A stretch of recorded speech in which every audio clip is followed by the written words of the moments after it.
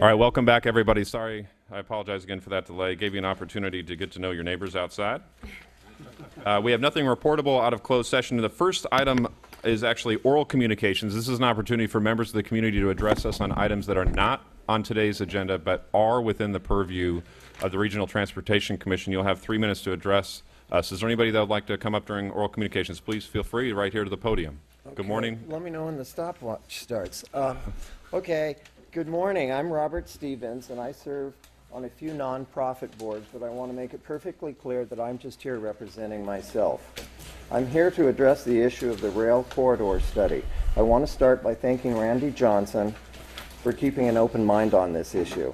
I think we can all agree that our community wants a trail in the corridor, and the corridor might hold a transportation solution, and that predicting the future is very hard to do, otherwise we would all be rich. I think we can also agree that at the time the freight corridor was purchased, there were no funds available for parklands or active transportation, only train money. So we started looking on how to keep the train in the corridor. Even though the RT staff stated that we need to stick with the plan, Fred and Zach requested a letter from the state and found that in fact the 116 funds could be returned. And we're not stuck with the train. So I want to thank Fred and Zach for doing that. Last year, the RTC asked our community to pass Measure D, and we delivered. Now, you need to deliver your promise and look at the best uses of the rail corridor. You owe it to the voters. Can you see if rail banking is a valid way to protect the rail corridor for future light rail? Can you make sure any study looks at active transportation and an extremely cost-effective and healthy way to solve some of our traffic issues as other communities have? Can you make sure there's a simple comparison between trail only and a rail trail showing both the environmental and financial costs? Can you ask your staff to show how funds will ever be raised to build and operate a train? Currently, our economy is doing extremely well, yet we cannot seem to maintain our roads. We can barely keep Metro afloat, and there are no rainy day funds to repair our road damage due to winter storms. Money does matter to voters. Can you talk to community members in Monterey and Pacific Grove and see how they feel about their decision they made with their freight corridor? Do they regret their multi-use wide coastal trail, or do they wish they had a smaller trail with an old rail line running along their beautiful coast? Lastly, talk to the city manager in Kirtland, Washington, located in Seattle area, where they have recently built the Cross-Kirtland Corridor Interim Trail. They rail banked their line, took up the tracks, and put down base rock and opened their interim trail quickly at a very low cost. It is getting a lot of use now, and it runs through the new Google campus. It is called interim for two reasons. First, they hope to pave and improve the trail as funds allow, but they want the community to use this wonderful asset. And secondly, if light rail makes sense in the future, they will then spend the money in the future to have a light rail trail. Thank you for your time. Thank you. I appreciate it. Good morning and welcome. Good morning, commissioners and commission staff and members of the public. I'm Jack Nelson.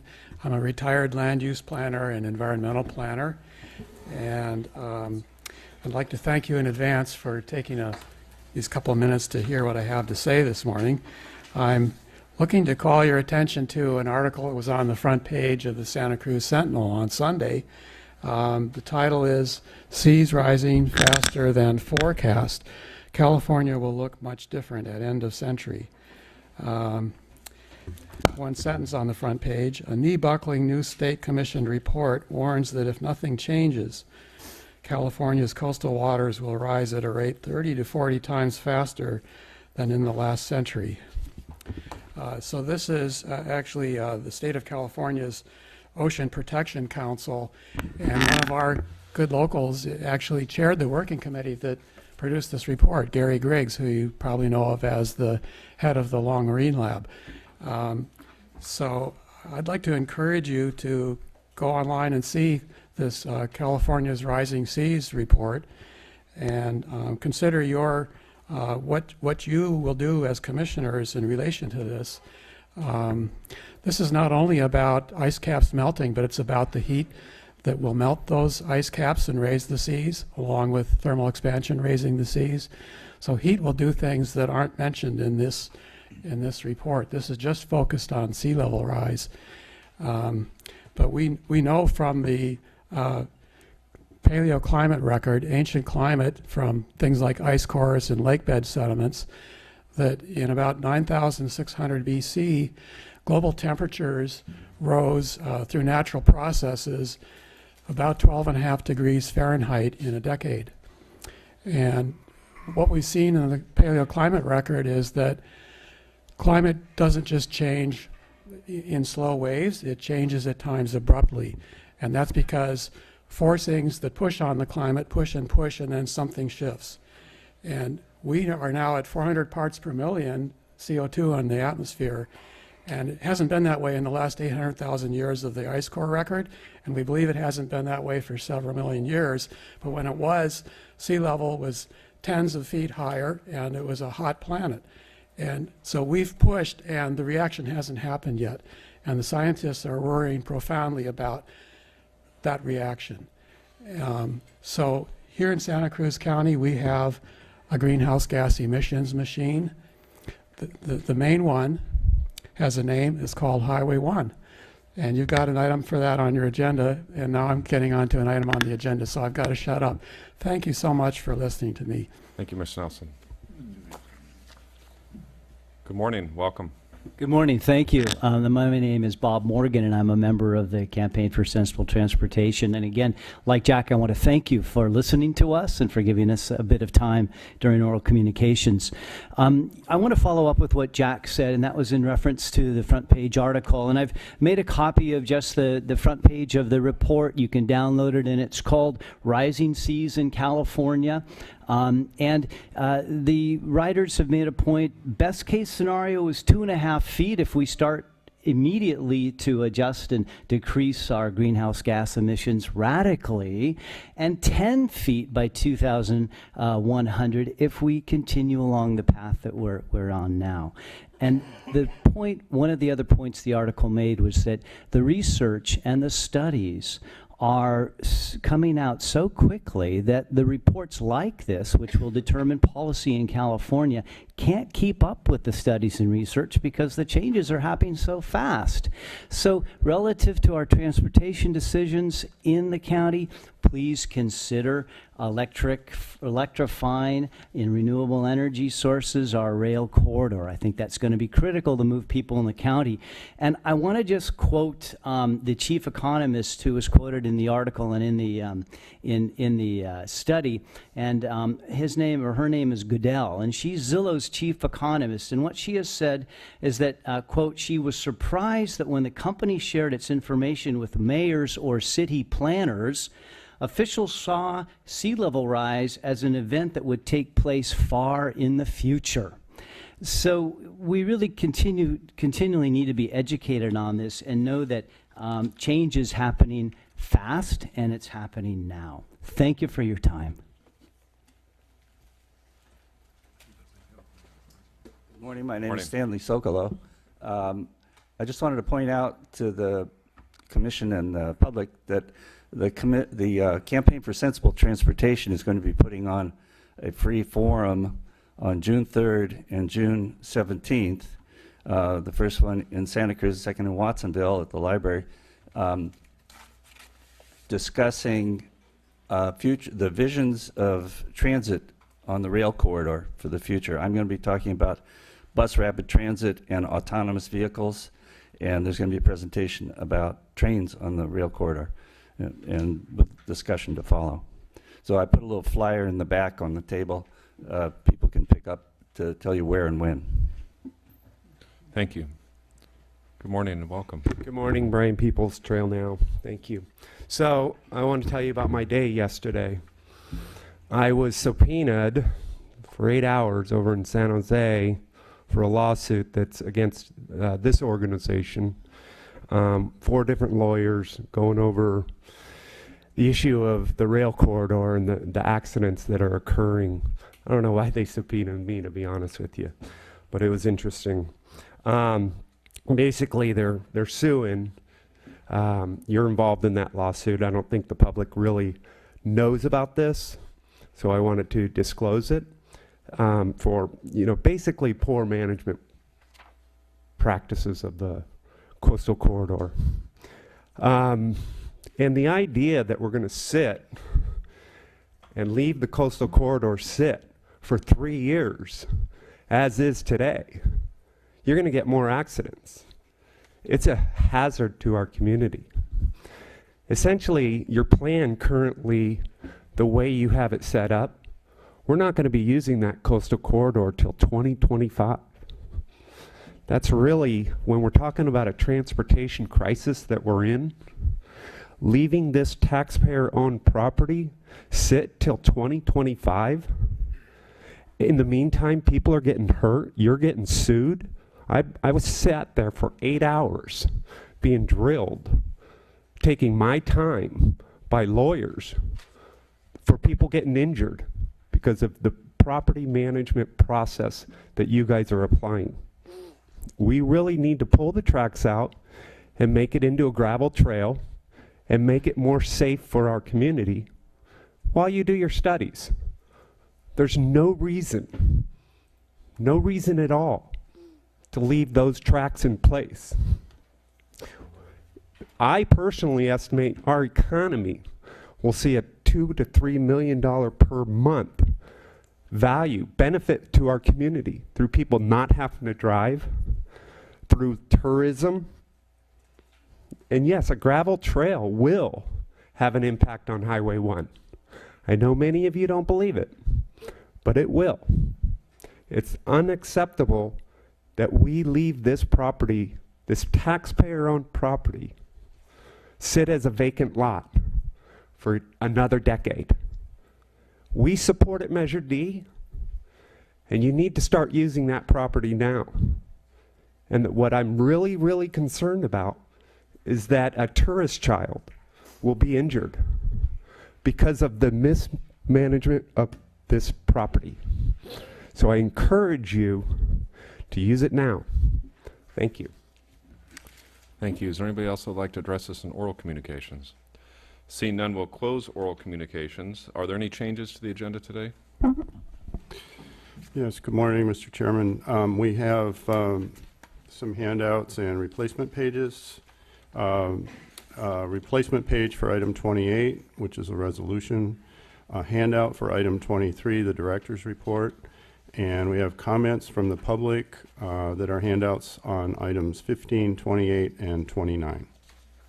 Thank you. We'll move on to the consent agenda, which are items number 7 through 21. Are there any members of the commission that would like to briefly comment or pull an item on the consent agenda? Jacques. In the meeting minutes from the last meeting, I did mention that I'd like to see a report on the projections on PERS costs. So that wasn't captured in the minutes. 8 or 9? Oh, sorry. The minutes. I believe that's item 9, Sorry. Jen. Is there any other commissioners that would like to make a comment? Is there anybody from the community that would like to address us on an item on consent?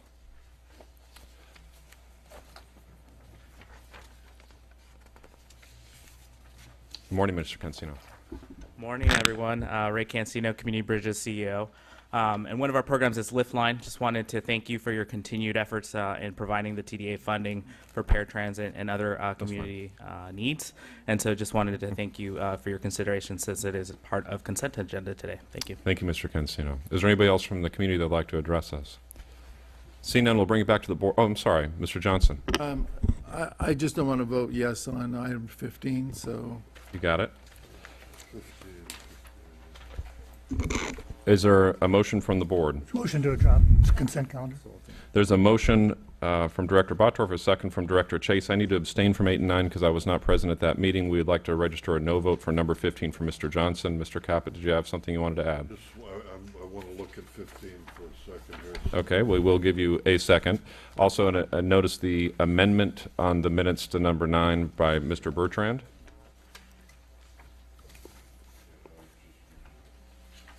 Mr. Caput, we have a motion and a second.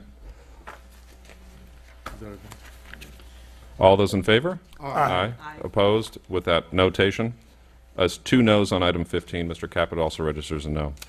We'll move on to item 22, which is the first item of the regular agenda. Are there any commissioners that would like to provide a brief report on any, oral report on any RTC-related item? Seeing none, we'll move on to item 23, which is the director's report. Mr. Dondero. Yes, good morning, Commissioners. You have a copy of my report. I'm just going to hit a few highlights this morning very quickly because I know we have a very full agenda to get through this morning.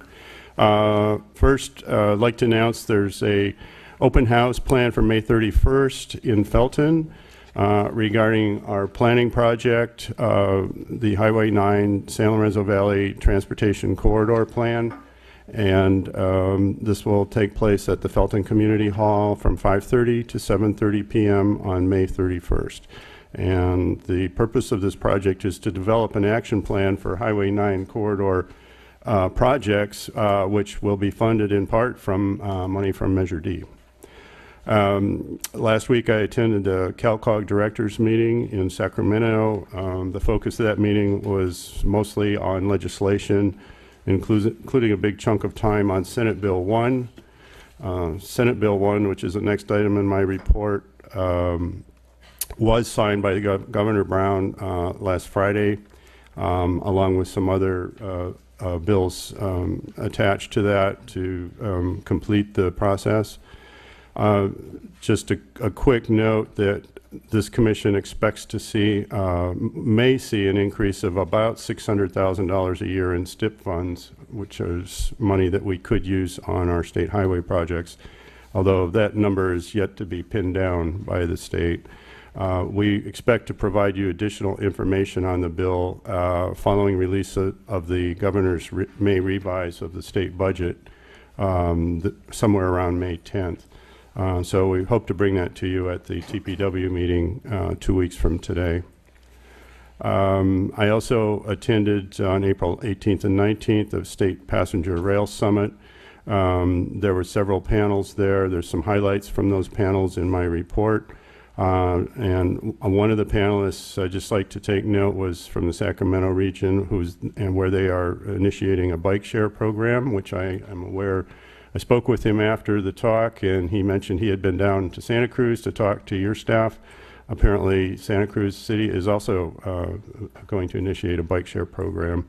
And the relevance of that to rail, of course, is that bikes can provide the first and last mile connection that people often need once they get off the train. So currently, there's 55 bike share systems in the U.S., and in Sacramento's program, they're going to have some electric bikes as well as regular bikes. So that concludes my report. I'll be glad to answer any questions.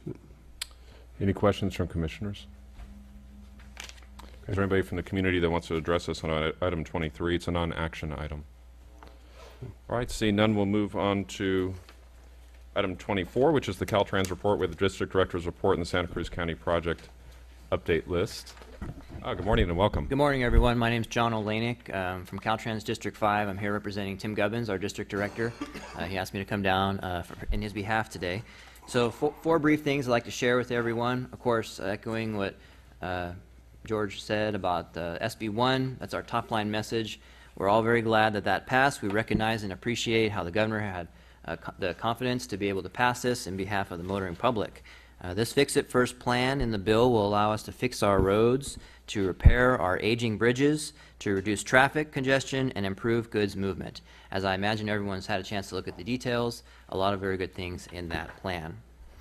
Second item to mention is talking about the closure on Highway 129 for that realignment project. As everyone knows, it's currently closed, but the scheduled opening is still for Friday, May 5th at 11 p.m. The third item I wanted to mention had to do with a new program we have for advanced mitigation credit, and that's having to do with the wildlife crossing projects. And as you can imagine, the Highway 17 Laurel Curve Wildlife Habitat Connectivity Project, it's going to be used as a statewide model through this new program. So this is a partnership that we're trying out with the Department of Fish and Wildlife and Caltrans. And then lastly, just wanted to take a minute. This week Caltrans statewide has been observing, having memorials for fallen workers, and just 2 days ago we held ours in District 5.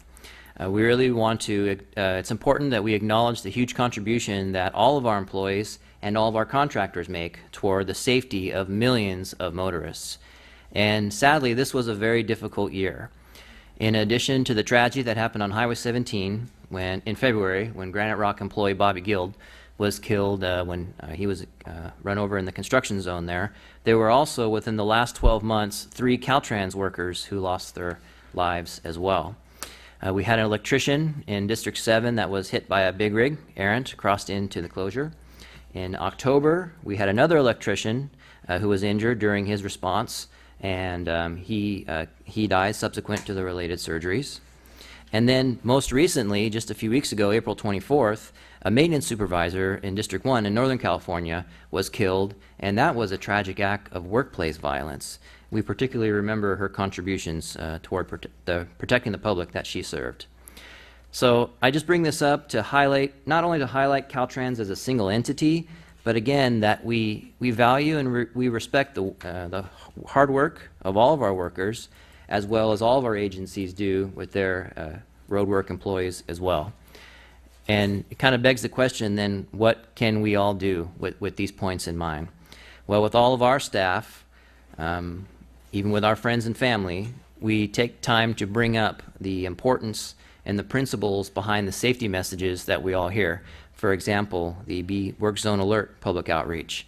There's the Slow for the Cone Zone campaigns. And there's those very important move over laws.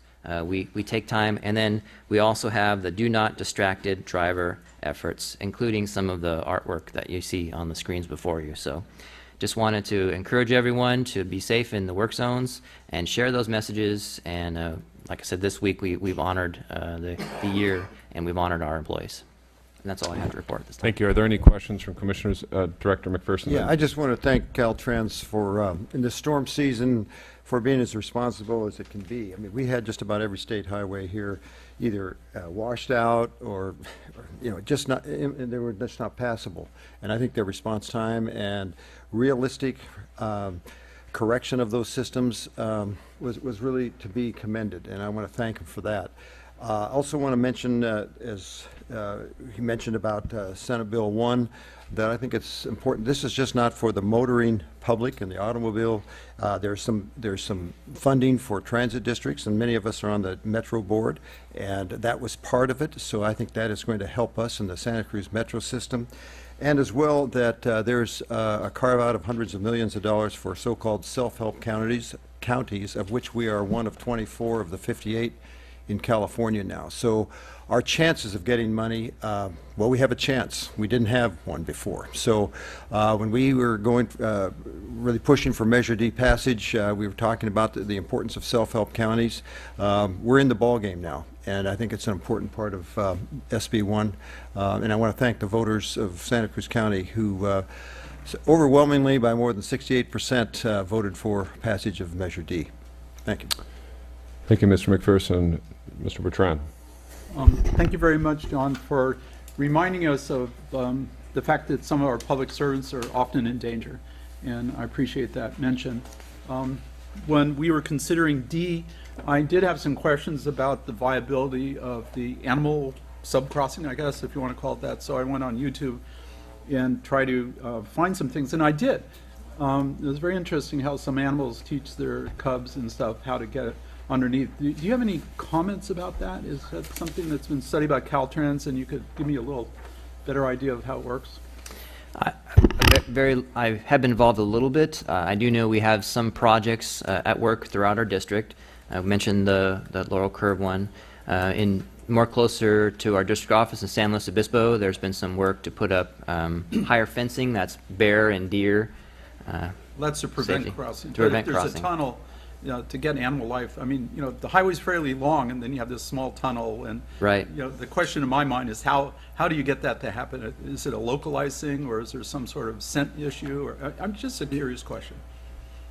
Mr. Chair, if I could interrupt you. The Land Trust of Santa Cruz County had ongoing research about this, and it showed that is the gathering point many species of animals that's where the crossing is. And we witness every year without there being such a crossing, and I hope this will be coming into effect, what, 2018, 19? Is that probably when the construction time frame is, I believe? But that there are accidents, and sometimes fatal, that people run into mountain lions, deer, whatever the case may be. But there is research that had been done over the years by Land Trust of Santa Cruz County and other agencies that showed this is the central point where the crossing is necessary. So, and that's why it was pinpointed, and convincing evidence was provided to make that a priority in our measure, and one that the Caltrans thought was important as well. Thank you, Bruce. Mayor Rios. Matter of fact, yes, the last TAMC meeting that I attended was a week or 2 weeks ago. They had a presentation on that subject and showing pictures of the animals crossing and also animals being trained by the mothers. Yeah. So it's out there already. So it's a real thing. Yeah. Thank you. Are there any other questions of Caltrans? Is there anybody from the community that has a comment on this non-action item? No? All right. Thank you very much. We'll move on to the next item, which is we have a project update from the City Capitola Public Works. It's an oral presentation. Welcome, Mr. Jessberg, City Capitola Public Works Director.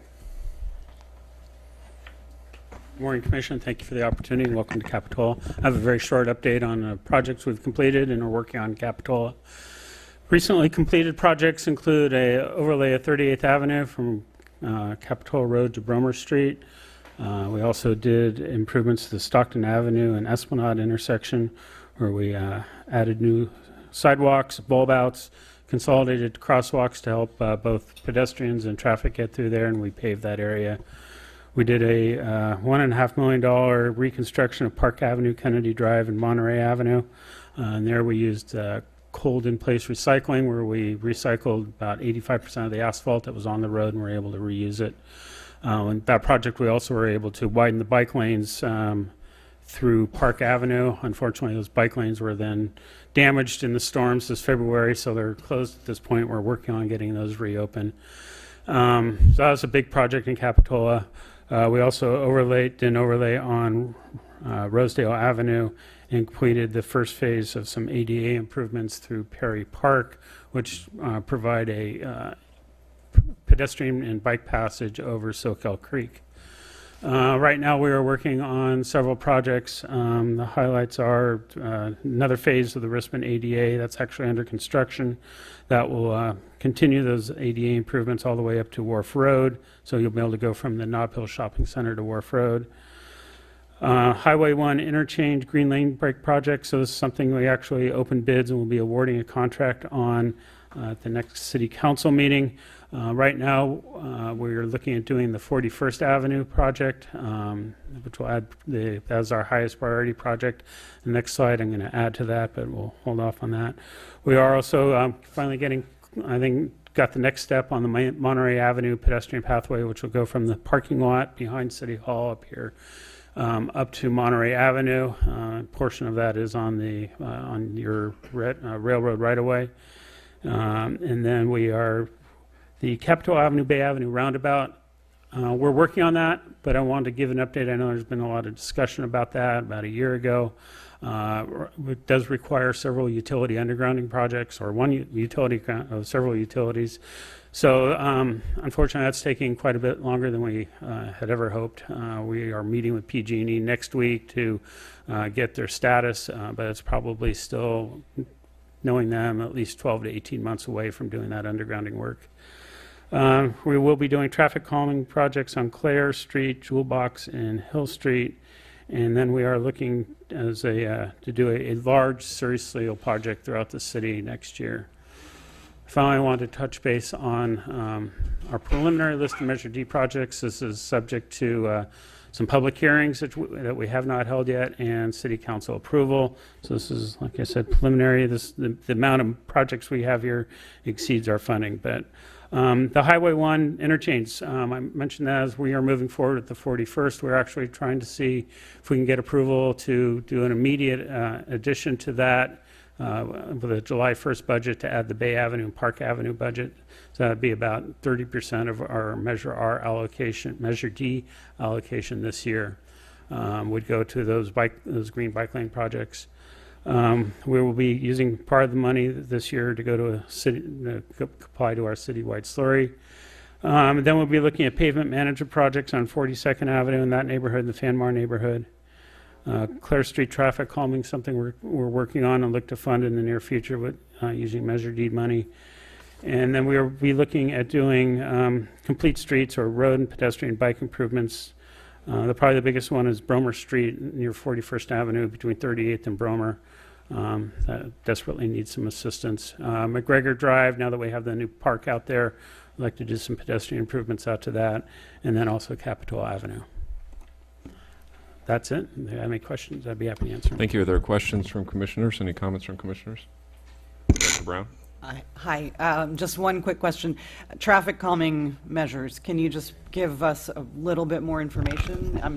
It's mostly out of curiosity.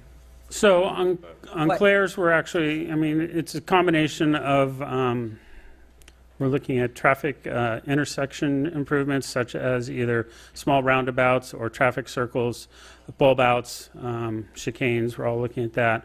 On Hill Street, it's mainly trying to reduce conflicts between pedestrian and bike. We don't have any bike lanes or sidewalks on that street, so that's what we're looking at there. And the traffic calming we're looking on Topaz is more about, there's a lot of commute traffic that goes through that very narrow neighborhood street, so we're just trying to move traffic along in different directions. Dr. Bertrand. Yes, I'd like to point out that the improvements you've done to the bike lane on Park Avenue is significant, 5 feet on either side. And for those who don't know, it's part of the bicentennial route up and down the coast of California. They're beautiful, except for the fallen trees. Except for broken, yeah. Are there any other questions? Are there any comments from members of the community on this non-action item? I'm just really happy to say thanks to Steve and the city of Capitola getting those green lanes going in the 41st Avenue Highway 1 interchange. As a bicyclist, I've really appreciated the green lanes that have gone in, like say in SoCal Village. Let's say you're on your bike from their whereabouts of the Dobbin-Biss house heading down the hill towards Porter Street. That's backed up during busy times. You're on your bike, you're not part of that congestion. You want to zip along, but maybe somebody turning right is eager, so what do? They pull over into the bike lane and they block it. But there's a bigger effect, I think, which is those green lanes tell drivers that bikes have a right to be in the road too. In fact, a privileged place that's painted a special green. And so I've felt this over the decades as a bicyclist. I used to get, some nasty feelings emanating from how drivers would drive around me as a bicyclist when I was in the road. And when I'm on Laurel Street in downtown Santa Cruz and I've got those green lanes, I know every driver sees that and oh, it's like that's a cultural message too. So the bikes have a place in the road. So 41st is kind of a bicycle desert at times, and it just seems overwhelmed with cars. And so I'm looking forward to the day when that place has more bicyclists, and I'll be there. Thank you. Thank you. Is there anybody else that'd like to comment on this non-action item? Good morning. Welcome. Hi, Yannicka Strauss, Bike Santa Cruz County. I just wanted to mention, I appreciate the list of potential projects for the Measure D spending, and I would ask staff to prioritize the Green Lane project at the Bay and Park Highway 1 intersection, and then also intersection improvements on Bromer, 41st, McGregor, and Capitola. Those are really important for bicycle safety, and we would all really appreciate that improvement. Thank you. Thank you. Is there anybody else who'd like to address us? Seeing none, I'll just bring it back. Yes, thank you. Well, I mean, none. Yeah, right. Mr. McPherson, please. The improvements you're going to be making at Bay and Park, when we extend the Highway 1 widening project as we go along in the years, will you have to make any further adjustments there? You're taking that in mind, I'm sure, right now, that whatever you do there, it's not going to have to be done over again? I mean, right now, it's strictly green paint on the road. Will that need to be redone? If the roads get changed, it may, but in 5 years, But- that expense won't be But it that won't be great. That won't be a major- big, yes. Okay. Thank you. Thank you for the presentation. Thank you very much. We'll now move on to item 26, which is the 2017 unmet paratransit and transit needs. We have a staff report and a draft 2017 unmet paratransit and transit needs. And Grace, yes, is here Good for morning, a Commissioners. presentation. Grace Blakesley of your staff. The Transportation Development Act statute requires transportation planning agencies using TDA funds for local streets and roads projects to implement a public process, including a public hearing to identify unmet transit needs of transit-dependent or disadvantaged person and determine if unmet transit needs can be reasonably met. Although the RTC does not allocate TDA funds to local streets and roads projects and therefore is not required to perform this analysis, the RTC endeavors to solicit regular input on unmet transit and paratransit needs to provide a useful tool to assess and prioritize the needs in the region. Unmet paratransit and transit needs are those transportation needs which are not being met by the current public transit system, have community support, and do not duplicate transit services provided publicly or privately. Attached for the RTC today is the 2017 Unmet Paratransit and Transit Needs List. The unmet needs are prioritized using high, medium, and low rankings, and within each category, there are 3 levels to indicate to what extent the needs advance regional transportation plan goals, with H1 being the top priority. Development of the 2017 Unmet Paratransit and Transit Needs List considers input from the Elderly and Disabled Transportation Advisory Committee, staff from the Santa Cruz Metropolitan Transit District, Community Bridges Lift Line, who serves as the Coordinated Transportation Services Agency, and staff from the Volunteer Center. The updates also reflect information gathered from project sponsors during development of grants submitted to the Federal Transit Authority 5310 program. It also reflects comments submitted by members of the public and partner agencies, RTC staff, and RTC commissioners. The 2017 Unmet Needs List is shown in Attachment 1, with updates since the 2016 Unmet Needs List shown using underline and strikeout. Staff recommends that the RTC adopt the 2017 Unmet Paratransit and Transit Needs List with any amendments as appropriate and consider these needs as funding becomes available. That concludes my report. Thank you. Are there questions from commissioners on this item? Director Bertrand, sorry. Yeah. So in H1 under strategies, it talks about safe travel paths for seniors and disabled. So that's a pretty general, or is it a specific term? Can you tell me exactly in your understanding what that means? Sure. That would include primarily sidewalks, curb cuts that are continuous from a destination to a transit stop. The Pedestrian Safety Work Group, which is a subcommittee of the Elderly and Disabled Transportation Advisory Committee, did complete a safe paths of travel report some years ago and identified key destinations and specific improvements that they would prioritize. Okay, one more. Under H1 in item 2, so you're talking about high concentration of seniors and disabled and low income. Was there a study to determine that, or are we assuming that's what we're going to focus on without knowing exactly at this point? Is there a study to determine which are these locations? Yeah, where the high concentrations are, or are they distributed? So I don't know that there's high concentrations of disabled or seniors, or except maybe in RTC staff has looked at high concentrations of locations with transportation disadvantaged populations as part of various transportation studies in the past. Typically, we use census data to look at different incomes and abilities. Other commissioners before we open it up? We'd like to open up the public hearing. Is there anybody from the community that would like to address us on this item, on the 2017 Unmet Paratransit and Transit Needs item? Seeing none, we'll close the public hearing and bring it back to the board for action. Motion to adopt staff recommendation. Second. We have a motion from Director Bottorff, a second from Director Chase. Any additional comments? All those in favor? Aye. Comments. Sorry. Okay, we're going to rescind the vote and allow the comments from my colleague to my right. I'm sorry. That's okay. Too much coffee this morning. So One thing that I know has come up several times in the past, but I don't see it mentioned here, is providing bus passes for seniors, maybe in off hours. A couple of benefits of that, make it transportation a little bit more feasible, and also maybe take seniors off the road, especially as they age and shouldn't be on the road. So I'd like to see that as a consideration. Place it where it should be. And there was a suggestion that support taxi vouchers. And with taxi vouchers, if we had free bus passes, maybe we wouldn't need the taxi vouchers as much. And in terms of publicity, I'd like to know what kind of efforts have been made in the past and what's anticipated in terms of reaching out to seniors and disabled so that they know the options that are available. I know many agencies do that, but what does this agency actually do? And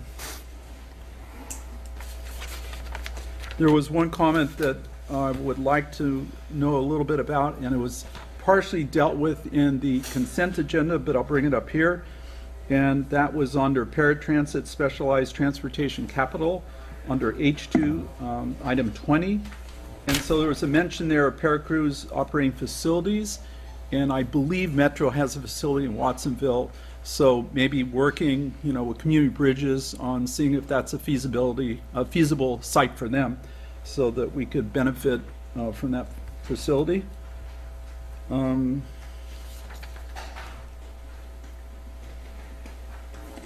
Also, Capitol is now in the process. Well, actually, we have a new owner for the mall, and Merlin Geyer, and so the improvements that we would like to see at the transit center there, I don't know that RTC has made that connection with Merlin Geyer, but that would be a good one to start at this time so that planning could proceed with benefit to everyone.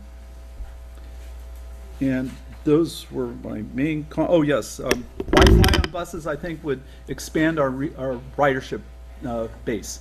So with Wi-Fi, I remember when 17 Shella got it, a lot of people were very happy that Wi-Fi was on 17, and that made it much more enjoyable, but more people actually signed up for it. Those are my comments. I did hear some comments for the record. I didn't hear any specific change of direction. Are there any other comments, Mayor Rios? Well, actually, first, can we have a motion to rescind the previous vote? Because we actually need to get rid of that now that we're sitting on it. Motion to rescind the vote. All those in favor? Aye. Opposed? Okay. So we don't have a motion sitting right now. Mayor Rios. Not a specific comment, but some of the ones that were raised, I think some of them are here. I just think that it's really good. It's a really big wish list. And I really hope that all of this, can become a reality. But I really thought it was a really, really good detail, especially a lot for the senior community and also the disadvantaged communities. This one, my comment. Thank you.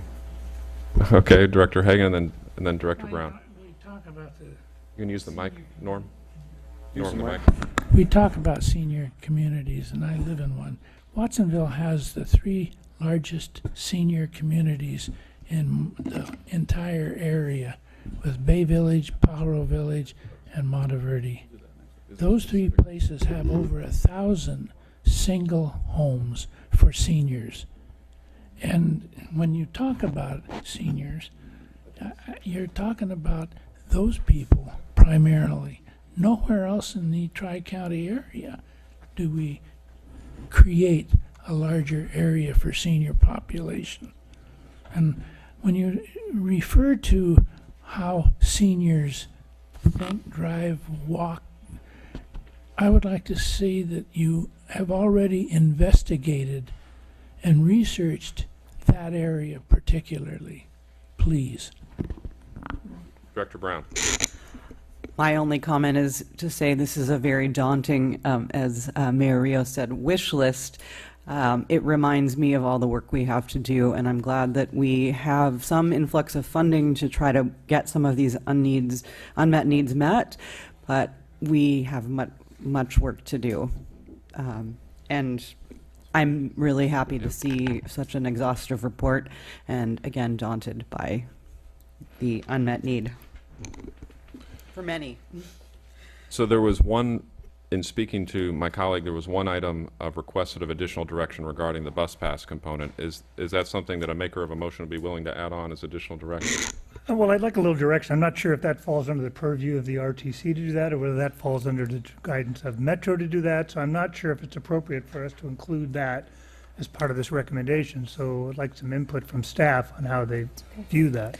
I think that it would be appropriately added under item number 26. It's an advocacy thing. So. And I made notes of the other comments that you suggested, and I've looked through, and most of them are covered with the exception of the Capitola Transit Center, which I can add under the item that addresses needs to improve the transit centers.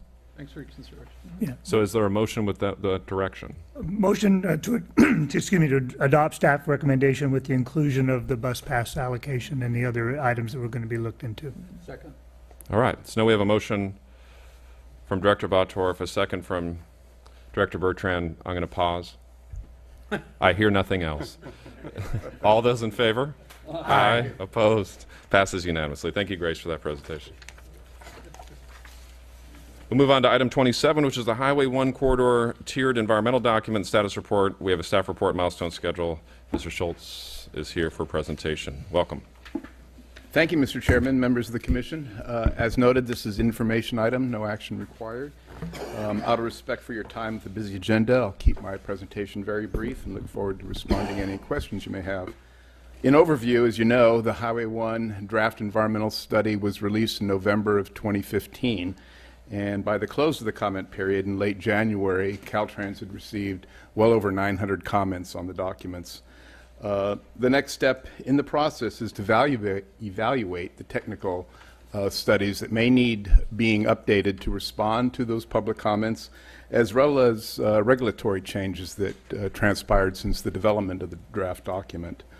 As a result of that evaluation, a number of the work items were identified and embarked upon as listed in the staff report, which include updating the natural environmental study, updating the visual impact assessment, collecting new traffic data, and working on new methodology of identifying cumulative impacts along the Highway 1 corridor.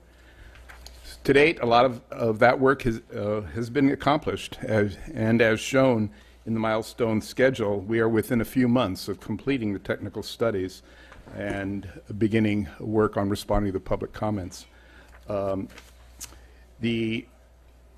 As soon as the public comments are completed, the project development team will be in position to make a recommendation as to preferred alternative for the entire Highway 1 corridor between Larkin Valley, San Andreas, north to Morrissey, as well as the Tier 2 next increment of construction, and that is auxiliary lanes between 41st Avenue and SoCal Drive and the Chanticleer bike pedestrian crossing. These are this project development, I failed to mention, is identified in attachment 1 of your staff report. It's the milestone schedule, and so it identifies all these steps. But of course, the last part of the work is the hardest to accomplish.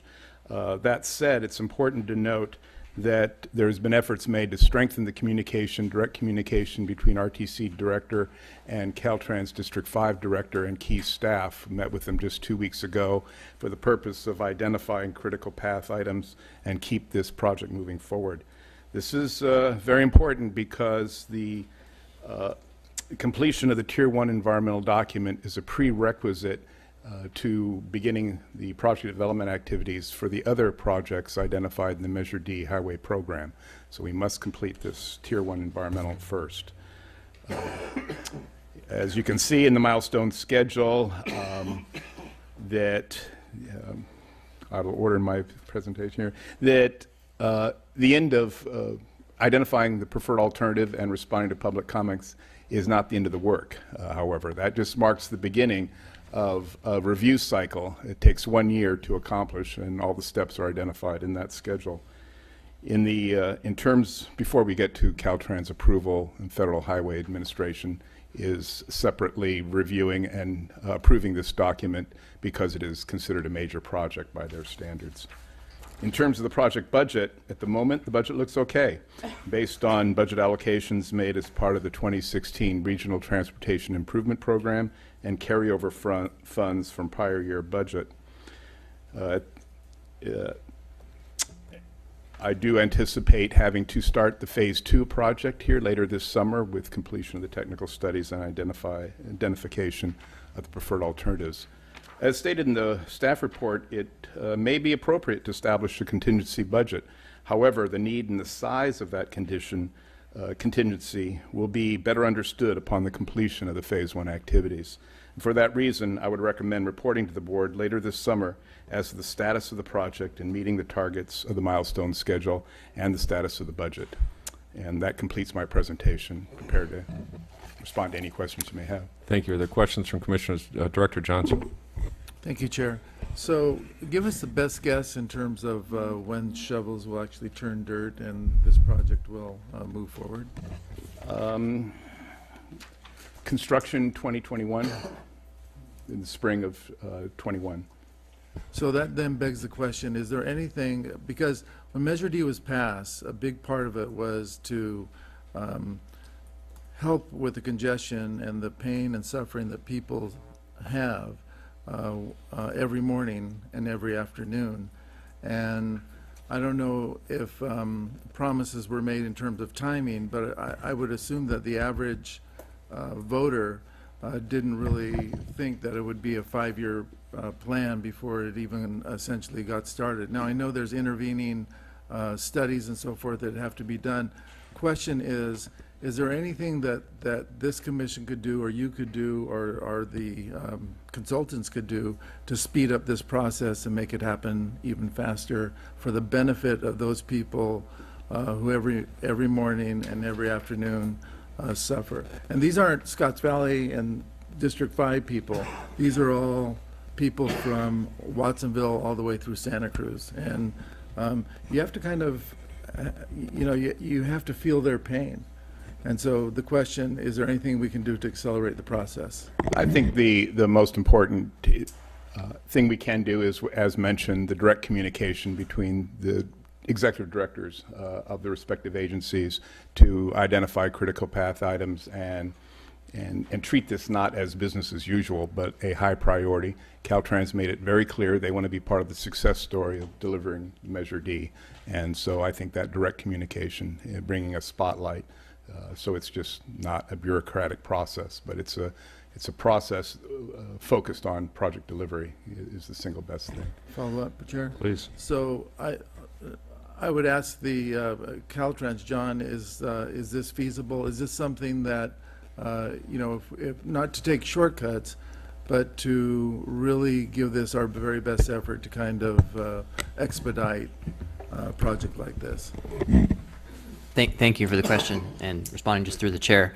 Our district director, Tim Gubbins, he asked me to relay that we have our team on this. There's nothing sitting idle. Areas and occasions where there can be expediting the process, reviews. We're implementing those, as was alluded to by Mr. Schultz. We're meeting regularly. We're going to continue to do that.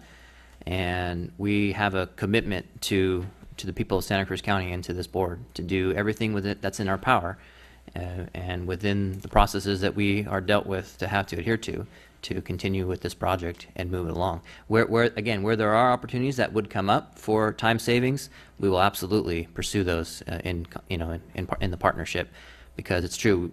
The sooner we can keep this moving, the sooner we can keep Highway 1 moving, and we can continue to improve the mobility of all the motorists in the county. Director Bertrand. Thank you, Randy, for bringing up that issue, because it certainly affects all of us in Santa Cruz in one way or the other, especially between Watsonville and the city of Santa Cruz, and those trying to go over 17 in the morning. My comments are a little bit not as important, but it's always of interest to me. So you're going to be conducting a spring plant survey for plant species along the Habitat Conservation Plan. So when everything's built, it's basically disturbed dirt. Correct. So it is far removed from whatever original habitat there was, assuming that it hasn't been disturbed from the prior construction. So I'm not sure where this is leading, because bringing back the natural environment is very difficult. So another question, or that's a comment actually, but another question really is, I see a lot of plantings at the conclusion of a project, and hoses going all over the place to water it, and then after the next summer or that summer, they're all dead, or quite a few of them are dead. So my question is basically, the follow through, and how good were the plantings initially? Do we really identify what could work there in a soil that's been, damaged? Basically, it's not a natural habitat. I suspect you're commenting most recently on that section between Morrissey and SoCal, where it did disturb the soil, and then there was subsequent planting and irrigation to ensure that planting worked. Good example. Yeah, the challenge there was we were in the midst of the worst drought in contemporary history, and so water had to be rationed very severely. So that's the reason why a good many of those plants didn't survive. And it's part of the project process, it's part of the environmental mitigation to replant, not only to improve just the environment, but I lost my train of thought. But yeah, I'm sorry. That's okay. Of interest to me is beautification. And I remember Late Bird Johnson, her efforts a long time ago were beautification of our highways. When I first moved here, there was tons of redwood trees, all over the place, and then as construction destroyed those. Bringing that habitat back is, I think we'd like to see that. Yeah. Visual impacts on the corridor is perhaps the most significant impact of the project. Right. Different people will argue different issues, but yes. Other directors. Director Hagan. I would like to reemphasize this idea of getting back and forth between Watsonville and Santa Cruz, time-wise. I get on the bus at 5 minutes to 6 to get to these meetings. I don't mind that, but I do know that others are really concerned about how much time is wasted in their lives, and they're constantly after me. You're on the board, now you're on RTC. Get something done. And that's constantly, and I hear it daily on buses and in my neighborhoods. So if I had a priority, I would say increased speed of accomplishment. I would like to say in response to that sentiment and the comments that Commissioner Johnson mentioned, that in my history, the most successful project delivery process was the SoCal Morrissey project because it received great grant funds, the CMIA, and as part of that award, the RTC and Caltrans and the CTC all were signatories to delivering that project in a timely fashion, and there was great scrutiny in that process. We now have a measure that promises delivery of the projects to the community, and that was the cornerstone of the meeting with the district director here 2 weeks ago to mimic that working relationship. We're not going through a process of developing an environmental impact report for the purpose of putting it on the shelf. We now have money to deliver the project, and that makes a world of difference. Mayor Rios, please. I was part of the time of the process when all of that went through, and the critics that came forward came and said, you're developing a funnel. It's go like this, and that's what has happened, right? A funnel, the streets got wider, but then it gets shorter again, and you end up with the same traffic. That's what the comments, I remember when people were commenting about what was going to happen when the project was going to be built. Because I was part of the process, and I saw what went through, and it did happen. But again, what people said is what happened. You're just going to create a funnel. More cars, you're going to be more traffic, you're going to be more stuck. So the pain that I think we've been talking about, what people feel, I only come here once in a while, but for the people that come every day, I feel real bad for them. But what can we do? Rail? Flying cars, automatic cars, buses, lane just for buses. I mean, we have to become more creative, but I just don't see a real quick practical solution to the problem, because all of us are in love with our cars. So I have some comments and I suppose a question. I have some concerns about the slippage in this project timeline. 2021 is definitely a later date than this commission had been speaking about even 3 or 4 years ago. And listening to what you're talking about improved communication with our state partner, Caltrans, it's really hard for me to have a conversation with people in my district and say, there's been this bureaucratic, at least some of the responsibility of the timeline, the slippage, is because of a bureaucratic inability to communicate. I think people understand funding. I think they understand environmental review. I think they understand engineering challenges. I don't think they understand two governmental entities' inability to work out what's in the best interest for the community. I don't have a lot of confidence in the timeline that's been presented because no timeline's been accurate so far. Okay? I appreciate the fact that you're going to be coming back to us with regular updates, but those are updates to just probably tell me you're either on time with a delayed timeline or you're running even late with a greater timeline. I mean, that's useful because it's information, but it's not a solution. At the earliest stage of when voters voted to have about a third of their money or so, 25% of the money, whatever it was, 25% go to the highway, at the earliest stage, it'll be 5 years from that point before they'll see any kind of construction associated with the highway. I don't think that the voters in my district that overwhelmingly supported the highway portion, I know Jack will speak against it in a minute, but those in my district that did had that expectation that it would take that long for construction to begin. Then it's another year to 2 years before you're actually going to see a lane built. People want to see this relief happen, and to think that any of this timeline was because of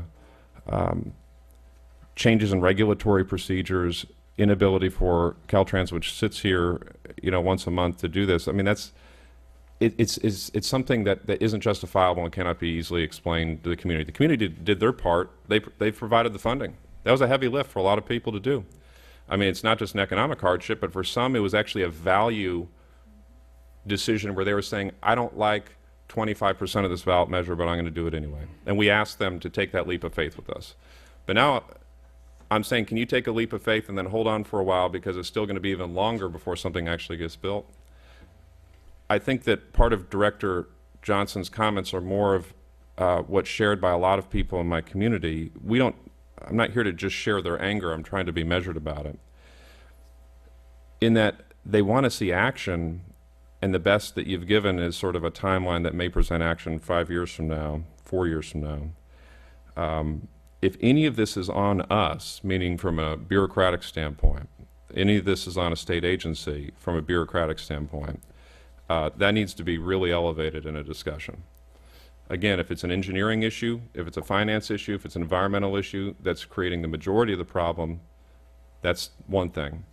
But if it's a bureaucratic issue, that's something that I think needs to be taken out very seriously, because we asked the voters to take a very significant leap. So I appreciate that you'll be coming back in a couple months, but I'm telling you right now, I don't have faith that you're going to come back and tell me that it's going to be earlier. It's sort of like when planes tell me they're going to make up time in the air when I'm 45 minutes late from departure, even though they're actually designed to fly at a very specific spacing from each other. It's just not true. It's just not, you're not going to make up time on this project. You're not going to come back and tell me that in 2019 you're going to have a shovel in the ground. So let's just be honest about it now. So I know that's more of a comment than a question. But even on the Mar Vista Bridge project, which we've actually started this outreach on, has been a project of concern and interest in my district for 15 years. Mm-hmm. You now list 2021 as a construction timeline when that wasn't even the timeline a couple months ago that I'd been given as the most likely shovel in the ground from a fiscal standpoint. And it's kind of just buried in a staff report, but it's a significant deal of faith and and confidence in the process when we ask voters to come forward on that. So you can tell I'm frustrated, but really what it is I want to be able to go to my community and say that there's hope and that there's faith in the system and in the process, and that we ask you to take a leap with us on this Measure D, and we're going to deliver. At this phase, at least on the highway project, the best that I can tell them is that there's been all of this slippage that I can't justify, and that's really concerning to me. That's really concerning to me. And I would like to think that that level of seriousness is shared by Caltrans staff at the state level and RTC staff at the local level, of coming into my community and into Mayor Rios's community and others that live in the mid to South County and saying, your lives will get better because it's going to be a priority for us to actually deliver that component. Right now, I'm just not feeling that. I want you to know that. Thank you. Is there anybody from the community that would like to address us on this item on the Highway 1 tier environmental document? Yes, Brian Peoples, Trail Now. First of all, really appreciate, Zach, your comments. As a representative of me personally, I think those were phenomenal comments. We support widening the highway. We need to widen the highway all the way to Larkin Valley Road. You gotta open up that funnel, Oscar. You really do. The technology, vehicle technology, is heading in the direction where the average family will own one car. Their second car will be that Google Pod. Okay, and we need to open it up so that Watsonville can get to San Jose or to Silicon Valley or to sunny Santa Cruz. And the reason we're in the mess we are in today is really those environmental groups that are going to come up here and say, that we can't widen the highway. They did to us in 2004 because they applied their ideology and really have put us into the pickle we are in now. I've been in transportation for 20 years. So, and I've studied it. I've written legislation on it. Didn't pass. But in general, we really do need to widen the highway. And the concern we have in the sense of Trail Now is we have that coastal corridor, and the environmental groups are holding that thing hostage. They're saying we have the coastal corridor and we're going to use that for a train and we won't have to widen the highway. When people come and talk to me and they say, well, Brian, why aren't we getting that trail built? I'll tell them because the environmental groups are using it as their hostage, so to say, and they're saying, we're going to have a train, we don't need to widen the highway. And that is the problem, is we need the big transit vehicles running down the highway so they don't go through our surface streets. We don't want all that traffic on our surface streets. We want that running through the highway. So I just want to make sure that it's well understood that one of the reasons I was subpoenaed is because what happens is the politicians and the environmental groups design our infrastructure, and it causes our infrastructure not to be effective. We need to rely on the engineers. If Caltrans comes out and tells us, hey, you need to widen the highway to improve your traffic, we need to trust them. Our biggest problem with Santa Cruz is we design our infrastructure based on public opinion.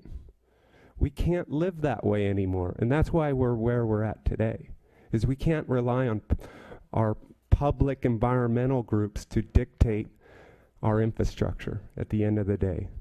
Thank you. Thank you. Is there anybody else that would like to address us? You can feel free to line up if it's comfortable for you. Thank you. Mr. Nelson. Yes, thanks.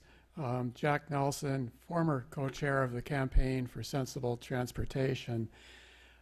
Boy, there's a lot I'd like to say about this. It's a big subject, but I think I'll begin with a plea here in this process of environmental review for evidence-based, science-based decision-making.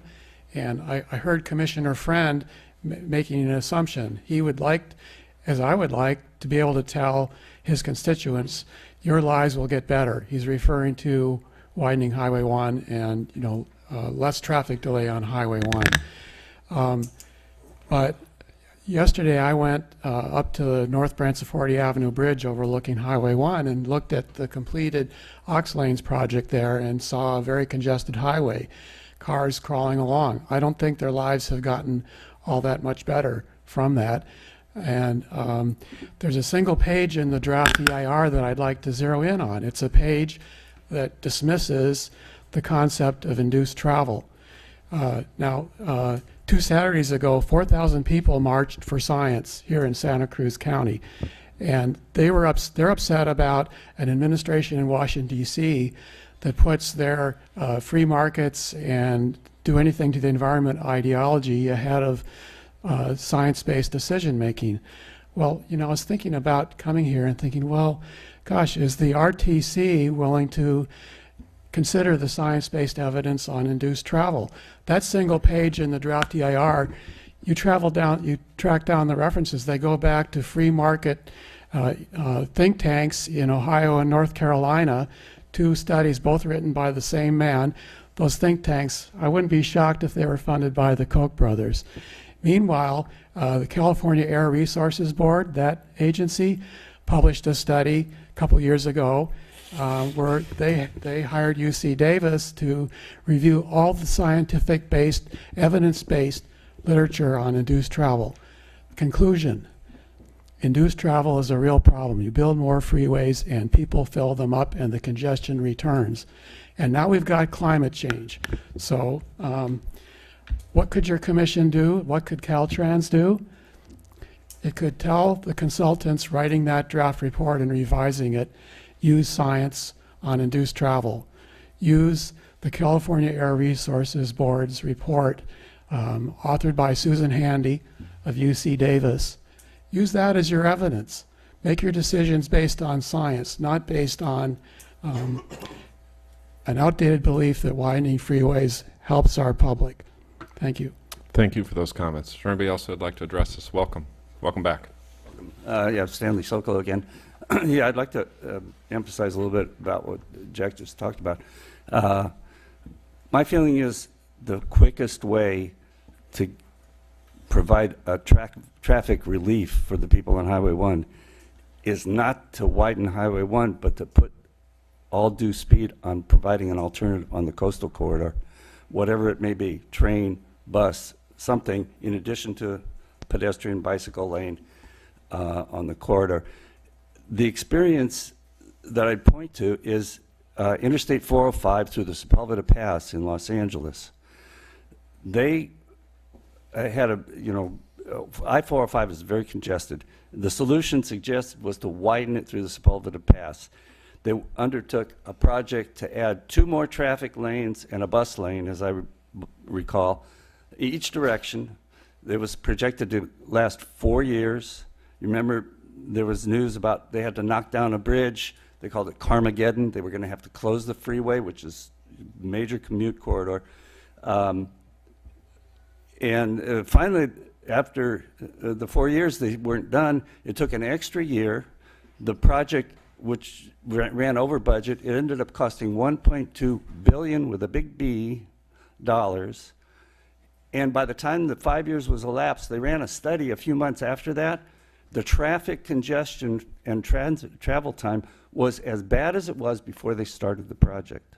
It made no improvement. They just had more lanes of congestion. So adding to the width of Highway 1, don't have too much expectation that it's going to solve the problem. If it does, it will be very short-lived, as has been experienced all over the world. Widening freeways doesn't relieve congestion and improve travel time. Just makes more people sitting on the freeway. And so provide them with an alternative, which is transit on the coastal corridor, which I think you can achieve much quicker without disrupting the existing travel. Knocking down all those bridges to widen the freeway is going to make hell for the people commuting for years. And if you can just build something along the coastal corridor, they'll get a solution sooner, and it won't make hell for them in the meantime during the construction. Thank you. Thank you, Mr. Sokolow. Is there anybody else that would like to address us?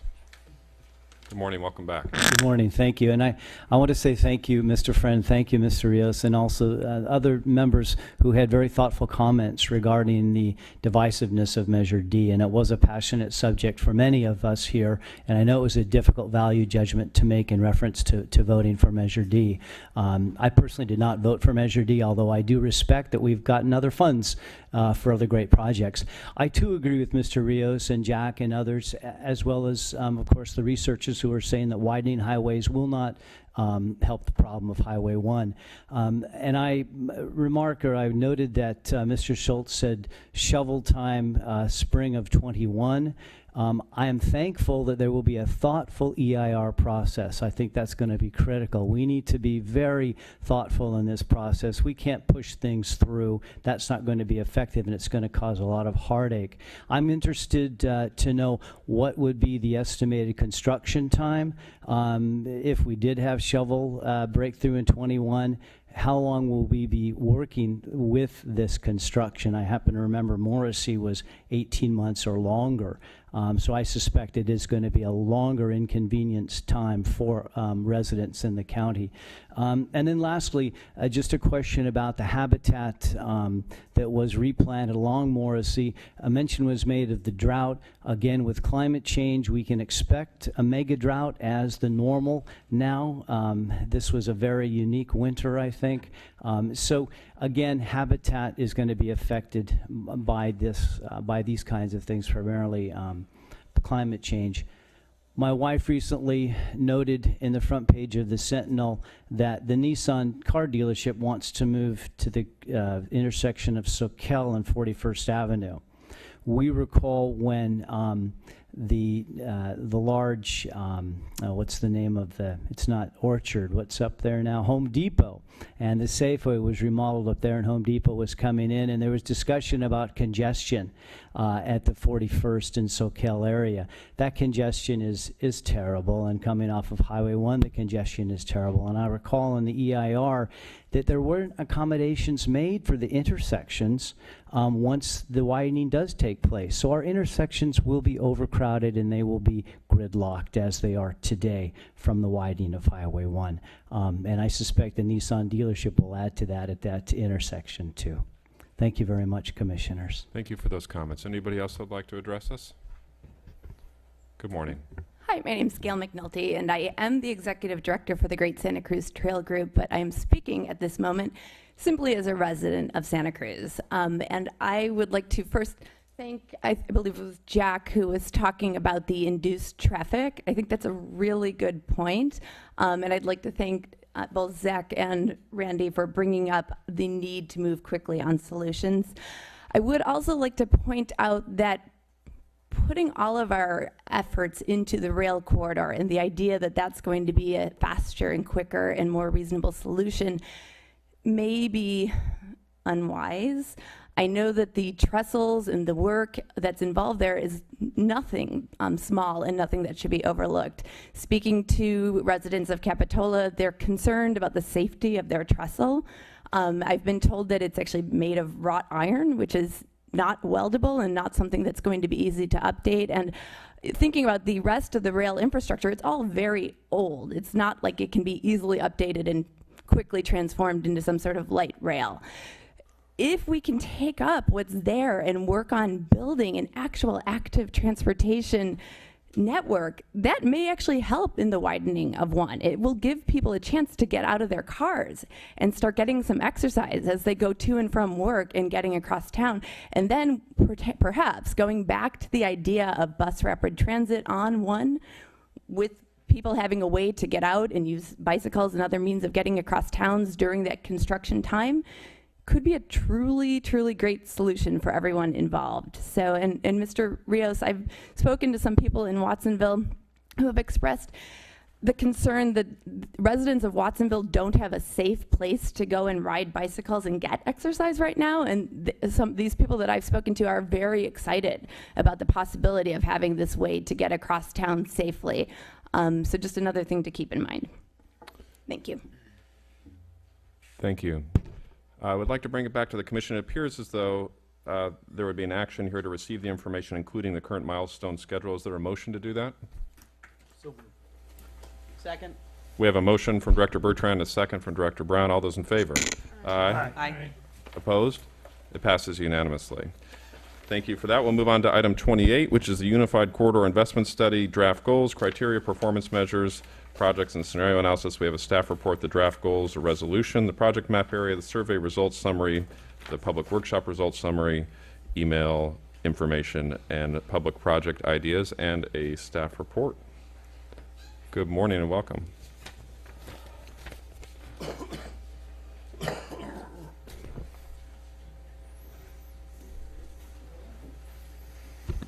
Good morning, Commissioners. I'm Ginger Dykar of your staff. My item on the agenda today is to discuss the Unified Corridor Investment Study. This project is funded by Caltrans through their Sustainable Transportation Planning Program and also funds from Measure D. This project will identify transportation investments on 3 parallel transportation routes in Santa Cruz County, as shown here on the map: Highway 1, SoCal Avenue and Drive, and the Santa Cruz Branch Rail Line. The project study area was identified due to Highway 1 and SoCal Avenue and Drive being 2 of the most heavily traveled roadways in Santa Cruz County. They're often congested and have safety concerns, as we've been discussing often this morning. The acquisition of the rail line provides a 3rd parallel transportation facility along this corridor that has unused capacity. The Unified Corridor Investment Study will investigate how these 3 routes can work together most effectively to support a sustainable multimodal transportation system through a triple bottom line analysis. Triple bottom line is a process. It seeks to maximize the benefits in terms of the equity, environment, and the economy, and by prioritizing projects that advance these goals simultaneously. The scenario analysis will be used for assessing the projects that provide the greatest benefits to the corridor. The steps of the Unified Corridor Study are illustrated on this slide. We start by defining the goals of the study. Next, the the criteria and performance measures that can be used to evaluate how the goals can be advanced in the scenario analysis. And then the next step is to identify the list of projects that would be evaluated in a scenario analysis. These projects will then be grouped into a number of scenarios. Once the scenarios are defined, step 1 of the scenario analysis will evaluate the feasibility of these scenarios based on the step 1 qualitative criteria. Then we'll move on to step 2, which will be a more extensive quantitative comparison of fewer alternatives for how will they advance the goals of the study, as determined by the performance measures. The results will then yield a recommended preferred scenario. During this process, the public, stakeholder, RTC advisory, and RTC input has been and will be solicited throughout the development of this study. The RTC staff is seeking approval from the Commission today on the goals, criteria, performance measures, and projects to be evaluated, as shown on the top 3 sections of this pyramid. Once the consultant for this project has the notice to proceed, they will be reviewing these approved goals, criteria, performance measures, and list of projects to be evaluated, and if they request revisions, they will be brought back to the Commission for your approval. There have been significant outreach efforts to date on this project. Staff has engaged the community in discussion to better understand the community's transportation priorities, projects, and preferences as it relates to this project study area and these 3 parallel routes. The input was sought on an online survey. Over 3,400 people in our community participated in this survey. We've had public workshop, we've had stakeholder meetings, we've also provided forms for the public to provide online for their project ideas, and we have attended the RTC advisory committees for their input. The draft Unified Corridor Study goals, Step 1 criteria, and Step 2 performance measures are shown in the staff report in Attachment 1. They are summarized here in this slide. The goals of this study are to develop a transportation system that is feasible, improves safety, improves efficiency and reliability, supports economic vitality, minimizes environmental impacts, and is accessible and equitable to all users. The Step 1 criteria for evaluating the initial set of scenarios, again, is summarized in Attachment 1, or summarized in this slide, and the details are in Attachment 1. And the Step 2 performance measures are summarized in this slide. They're grouped under the triple bottom line, equity, environment, and economy. Again, the details are provided on these performance measures in Attachment 1. The public stakeholder advisory committees have also been solicited for their input on the types of projects that will achieve their goals and should be evaluated in this study. The draft list of projects for the study is shown in Attachment 2 of the staff report. I did not list them here on the slide as there is a number of projects, but you can refer to those in Attachment 2 of the staff report. At this point, I'd like to turn this over to Grace Blakesley of RTC staff to provide information about the public input received through the survey and workshop.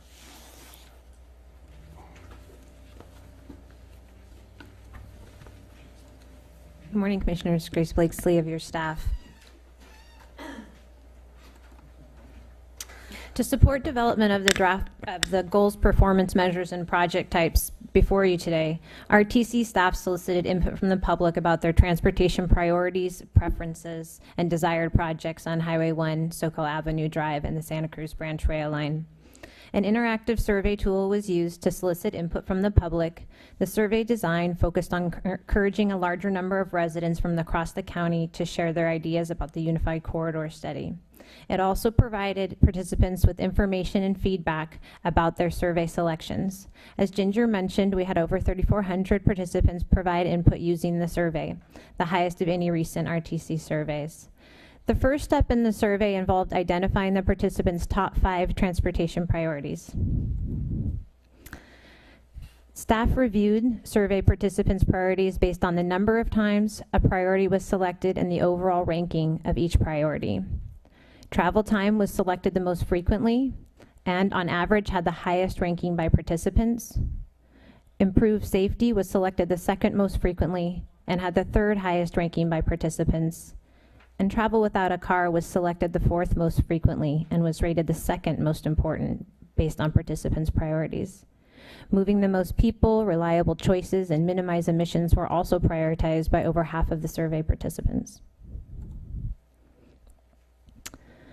Survey participants were also asked to provide input on projects they would like to see implemented based on their priorities. Staff reviewed survey participants' input on project types based on the number of times a project type was rated 5 stars across all priorities, the number of times the project was rated 1 star across all priorities, the highest and lowest rated project types for each priority, and the average rating for each project type. This slide here shows the average rating of the project type across all priorities. Bike and walk facilities, intersection improvements to improve traffic flow, bike lanes, multi-use paths were all rated 4 stars or more on average.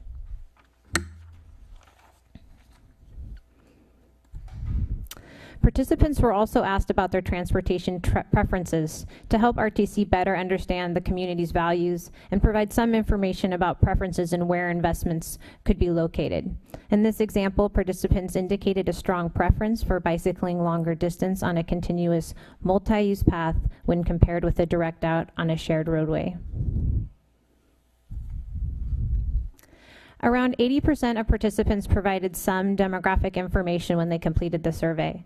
This information is helpful for RTC staff to see where additional outreach efforts may be needed to encourage broader participation. This slide shows that together the City of Santa Cruz and Aptos residents made up almost half of the survey participants. The City of Watsonville residents made up around 9% of the survey participants, although they make up closer to 20% of the population, of the county's population. RTC staff takes many steps to obtain input from all areas of the county to represent our diverse communities. There were survey ads in newspapers, both hard copy and online, encouraging people to take the survey. There were targeted next door posts to neighborhoods that may be underrepresented. There were Facebook ads, distribution of hard copies of the survey through Gray Bears and Meals on Wheel, participation from partner agencies and business organizations and other community leaders to help us get the word out about the surveys. The public workshop was also held on January 12th to gather ideas for the Unified Corridor studies and solicit public input.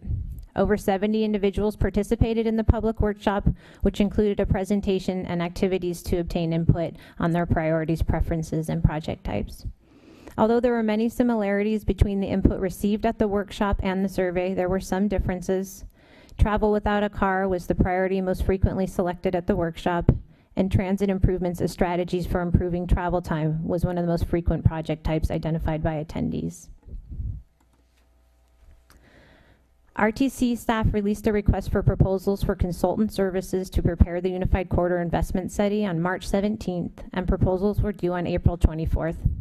An evaluation committee composed of staff from Caltrans, Santa Cruz Metro, RTC, all reviewed consultant proposals and interviewed 3 consultant teams and performed reference checks. The evaluation team recommends awarding the contract to the consulting firm Kimley Horn. Kimley Horn is a transportation and planning and design consulting firm with experience in Santa Cruz. The firm demonstrated a strong understanding of the project's goals and tools for completing the scenario analysis. This slide shows the current project timeline. The timeline may be updated based on input from the consultant. This timeline shows the Step 1 analysis being completed in January 2018 and the Step 2 analysis being completed in November 2018 with the final report in February 2019. Today, RTC staff recommends that the Regional Transportation Commission approve the UCS goals, Step 1 criteria, Step 2 performance measures for evaluation of scenarios, and approve the projects to be considered in the study as shown in attachments 1 and 2. RTC staff also recommends that the Regional Transportation Commission adopt a resolution authorizing the Executive Director to negotiate and execute an agreement with Kimley Horn for consultant services. That concludes the report. Thank you. Are there any questions from commissioners? Commissioner McPherson. Appreciate that. I think it looks good in all categories, but you know, the rail corridor category, it doesn't list a no rail option, and I'm not promoting one thing to do or not to do with it, but maybe it's implicit of if we don't have. We have 3 routes. We've the Soquel Avenue Drive corridor. We have Highway 1. We have the rail line, and that's it for east-west, or some people would say north-south, Santa Cruz County. I don't know if it's implicit that you know, there's no rail option. Does that mean it's going to? I would assume going to continue to have an increased impact on those 2 other corridors, and how much relief would it be for those 2 corridors if we did have that rail option? I just don't, are we headed in that direction? I just didn't get a clear comfort in that we're looking at that and really the impact it's going to have on the other 2 if we don't do something on the rail corridor. So let me make some clarification comments here. If you look at attachment 2, so it provides the list of transportation projects that staff is recommending that we consider. But the next step would then be to combine these different projects in various ways to put together into scenarios. So certainly a trail-only option could be one of those scenarios, and we will be bringing it back to the commission. There will be a staff recommendation what those scenarios would look like, and we will be seeking your approval before we actually perform the analysis. Okay, and I think using the triple bottom line approach is that we have, and it's not normally accepted as a standard, but I think it's the right way to look at this as we go along. Thank you. Thank you, Director McPherson. Director Bertrand. Yes. So I agree with Bruce in calling out a trail-only option. Certainly there's many in our community that would insist on that. The surveys certainly indicate that. So in my opinion, and I hopefully the council here agrees, that's something that should be called out from the onset. Thank you. Are there any questions? I have other comments. Oh. Well, no, let's go, because I have many more. Are there other questions or comments from commissioners? Or I'll move back to Director Bertrand. So I want to get to the triple bottom line. And I look from a letter here from Bruce Sawhill, Chair Friends of Rail and Trail. And one of his points is number 6, and it sort of speaks to this. Talks about some of the comments that he feels are important in terms of profit. And he mentions when calculating the cost of a transportation option, consider the cost not only to the RTC and other transportation agencies, but to the populace itself. It goes on a little bit more. So what I'm concerned about is the option of crowding out. So if we go one way or the other in terms of our investment, that means that precludes other options. Some of the options that we do decide should look at how this county moves forward in many respects, not only to how technology develops and how the needs of the people in this county develop, but also in terms of what is going to be the cost on this community. What is going to be the cost in terms of taxes? What's going to be the cost in terms of not doing things that we find out in the future that we want? The costs of maintenance, the costs of things of that nature, especially for, well, I'm not going to go into the specifics, but I think that should be there. So when we talk about triple line or triple concern, you know, looking at economic vitality, the economic vitality of this community, which we're all here for, is very important. So I want to broaden that concept. I want to broaden that concept to include what we're giving up when we take a certain option. And I know it's sort of addressed here, but that's the reason why I want to bring it up, so there's some more emphasis. So on attachment 1, to be specific, there's a comment under goals: develop a well-integrated transportation system that supports economic vitality. So I want that concern expanded so that we look at the community as a whole. That's what economic vitality does. But things that we aren't able to do because we go in one direction should be definitely considered. Thank you. Thank you, Director Brown. So my intention in making this comment is not to in any way suggest that I don't think we should move ahead with this corridor study. I do want to preface it with a comment that many of my constituents have serious concerns about some of the potential projects, in particular on the highway and along the Soquel Avenue, Soquel Drive corridor portions of the study. But so I just want to say that as we move forward with individual projects, approving those projects, I'm going to take a serious look at those. I'm going to listen to the public. I'm going to listen to my colleagues and staff and be very careful about those decisions, kind of along the lines of what Commissioner Bertrand said. And so with that, I don't know if there are other comments, but I would like to move that we authorize the executive director to enter into a contract for consulting services for the Unified Corridor Study. All right, I'm going to hold on that motion because I haven't gotten to the public yet. Oh, but that's fine. Shoot, sorry. That's fine. I need to Are there any other additional comments from commissioners before we open up to the public? I do have one comment. It's on attachment 4, or if you want, it's your first slide. If you want to bring it back up to the community, it's the map on the project limits. And I'm not sure, this has come up previously, but I think it's something that we should consider formalizing. The 3 routes that are noted here, the 3rd route actually ends in Aptos, right? Because Soquel ends functionally ends at Freedom. And I believe that Freedom Boulevard should be included to connect Watsonville as a full 3rd route. I recognize that wasn't a part of the RFP. I mean, I'm aware of that. So I believe, though, that it should be additional direction to explore this as part of the contract to ensure that it isn't, I mean, if it's astronomically expensive, the board can make that determination. But I think if the point here is to really review all north-south or east-west options, I think that all 3 routes should connect Watsonville at least to the city of Santa Cruz, which is the most congested corridor. I actually can't make that as a motion, but I wanted to propose that as an idea. A comment, Director Hagan? Yes, insofar as... You want to use the microphone. Excuse me, insofar as you're driving back and forth, it is almost imperative, because the buses use that Freedom Boulevard to gain time consistently. they're usually, I know because I'm on them, 4 to 5 minutes late by the time they hit Dominican hospital type.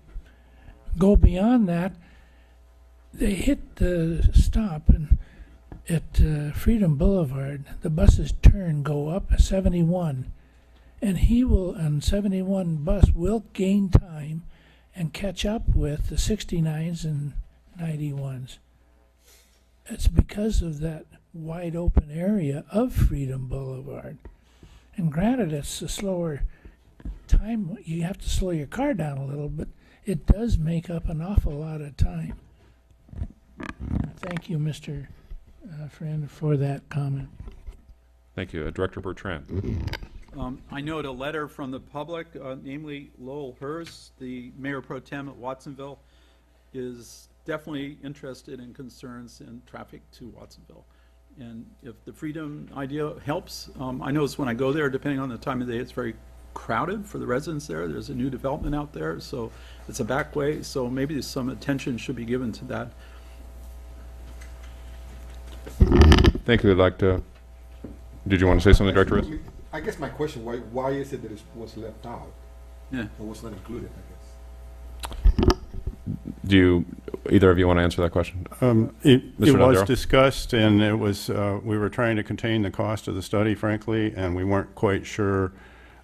We haven't seen many major projects proposed for Freedom Boulevard, and it is, I guess it doesn't really compare to Highway 1 currently. Not quite sure how the residents out there would feel about widening it to, say, 4 lanes as a boulevard, but as we discussed the other day, Commissioner Friend, we're more than happy to put it back in the mix and see, make sure that it doesn't impact the cost of this study significantly. And for my interest is that since this is also studying multimodality, recognizing that it's used as a transportation corridor, both as one of the most dangerous locations for bikes within our community, some of the most high-profile bike incidents, and secondly, as the 71, 69, 68, I'll use that as a east-west transportation corridor. I didn't just see it as a widening road. Right. It's a connectivity road to Watsonville. Absolutely. So I'd like to open it up for the community, or the members of the community that would like to address us on this item. Welcome back. Stanley Socolow. Yeah, I'd like to just praise the expansion of the study area. The previous, the first attempt at this truncated the study area severely, and now this is more reasonable, that you're looking at where people are starting from and where they're going to, instead of just a little segment in the middle. So I like that. But I'd also like to point out that the study didn't mention that one of the metrics that would be looked at in comparing the scenarios is their impact on the demand or need for parking. Santa Cruz is considering spending $40 million to build a 5-story parking structure downtown. The various transit options that we have will have impact on whether they need to build that or not. And so I'd like to make sure that one of the metrics is what do these various projects do to the need for parking, not just park and ride lots, although they're important too, we'd have to, which are mentioned, but also just the general parking impact. Thank you for that. Is there anybody else who would like to address us? Welcome back, Mr. Nelson. Yes, thanks, Jack Nelson. Well, so here you have a presentation to you from your high competency staff, 2 of them this time. It's a pretty big item in the packet. I'm happy to see the Unified Corridor Study because it's actually weighing different options and alternatives. It kind of opens the door past just thinking about widening Highway 1. And the California Environmental Quality Act requires that an environmental impact report study alternatives. They call it a range of alternatives. Right now the Highway 1 EIR has 2 kind of different flavors of widening the highway, and the only other alternative called an alternative is do nothing. Well, this study is looking at other things to do that may be more successful than massaging the Highway 1 gorilla. But it kind of boils down to 2 important sheets here, attachment 1 and 2. They're each just 1 page. I'd like to observe that The first goal in attachment 1 is promote feasible solutions that address transportation challenges. That's pretty wide open, and I notice one of the criteria is compatibility with regulatory requirements. Well, the state has changed the playing field. As of September 8th of last year, Governor Brown signed SB 32. Senate Bill 32 mandates California to reduce greenhouse gas emissions by 40% by the year 2030. That's 13 years from now. How are we going to do that? Well, maybe there's something in this that's going to find a way to do that. I don't think widening Highway 1 would, but maybe some of these others would. So then attachment 2 is this list of potential projects. So to me, this is like taking a blank sheet of paper and instead of just assuming we're widening Highway 1, actually thinking about all these wonderful different things that your commission could potentially do. I could talk about one that I like or don't like, or adding something, but it's wonderful to see the door opened a little bit here. So please keep going on that. And I think Mr. Socolow here raised an interesting point in his previous remarks about construction delays on Highway 1 causing pain. And I also heard Commissioner Johnson, who I guess has left, speaking to pain and suffering of people on Highway 1. But you know what? That's pain and suffering of going 20 miles an hour in an air-conditioned vehicle when the vehicle has the potential of going 80 miles an hour. But pain and suffering really is famine and war and mass migration. Those are all things that climate change will bring to us if we don't change. So thanks again for hearing me. Thank you. Good morning and welcome. Good morning, Commissioners. My name is Pierre Cannon with Ecology Action. In terms of the investment study, I just want to note that it was great to see that 3 out of the 4 top, projects in terms of what the survey participants rated were bike projects. So I hope that moving forward that those bike projects can be taken seriously in terms of making those investments in the corridor. Biking doesn't solve everybody's transportation problems, but it can for a wide variety of people. And 60% of the people surveyed locally and nationally say that they are able to ride a bike and would do so for various transportation trips, but they don't feel safe doing so on the streets. So if we can make, obviously 2 of the 3 corridors better for biking, that goes a long way. And then also, I don't know if this is also expanding the scope of the project, but possibility of looking at the connectivity between the different corridors. How you get from the rail trail to Soquel, because Soquel takes you on to many activity centers that maybe you're traveling on the rail trail for part of it, and then you go to Soquel. So that's a possibility to integrate that into the study. And then the last thing is just, this exercise is somewhat academic in terms of the modeling, just to try and make that process as transparent and easy to understand to the public as possible, because I think the public is looking for this information to understand the issues that we face and the solutions that we have. So, whatever the RTC can do that to better inform the public and have them engaged, that would be great. Thank you very much. Thank you for those comments. Good morning and welcome back. Yannicka Strauss, Bike Santa Cruz County. So as we all know, Santa Cruz County faces major transportation challenges, and we esteem for high climate action goals. Bike Santa Cruz County believes the best way to address these challenges is to encourage more people to use their bikes for daily trips to work, school, and businesses. The county-wide survey completed to determine the Unified Corridor Study goals also shows that the community prioritizes bike walk facilities and traveling without a car. We greatly appreciate that the analysis of Soquel Ave and Drive will include protected bike lanes. Protected bike lanes on this corridor would increase safety for cyclists and encourage cyclists who are intimidated by traffic to use their bikes more frequently.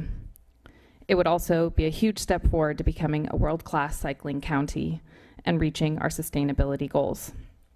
Bike Santa Cruz County also recognizes the potential of passenger rail to allow people who use bikes as their primary mode of travel to extend their trips, making distant parts of the county, region, and state more accessible.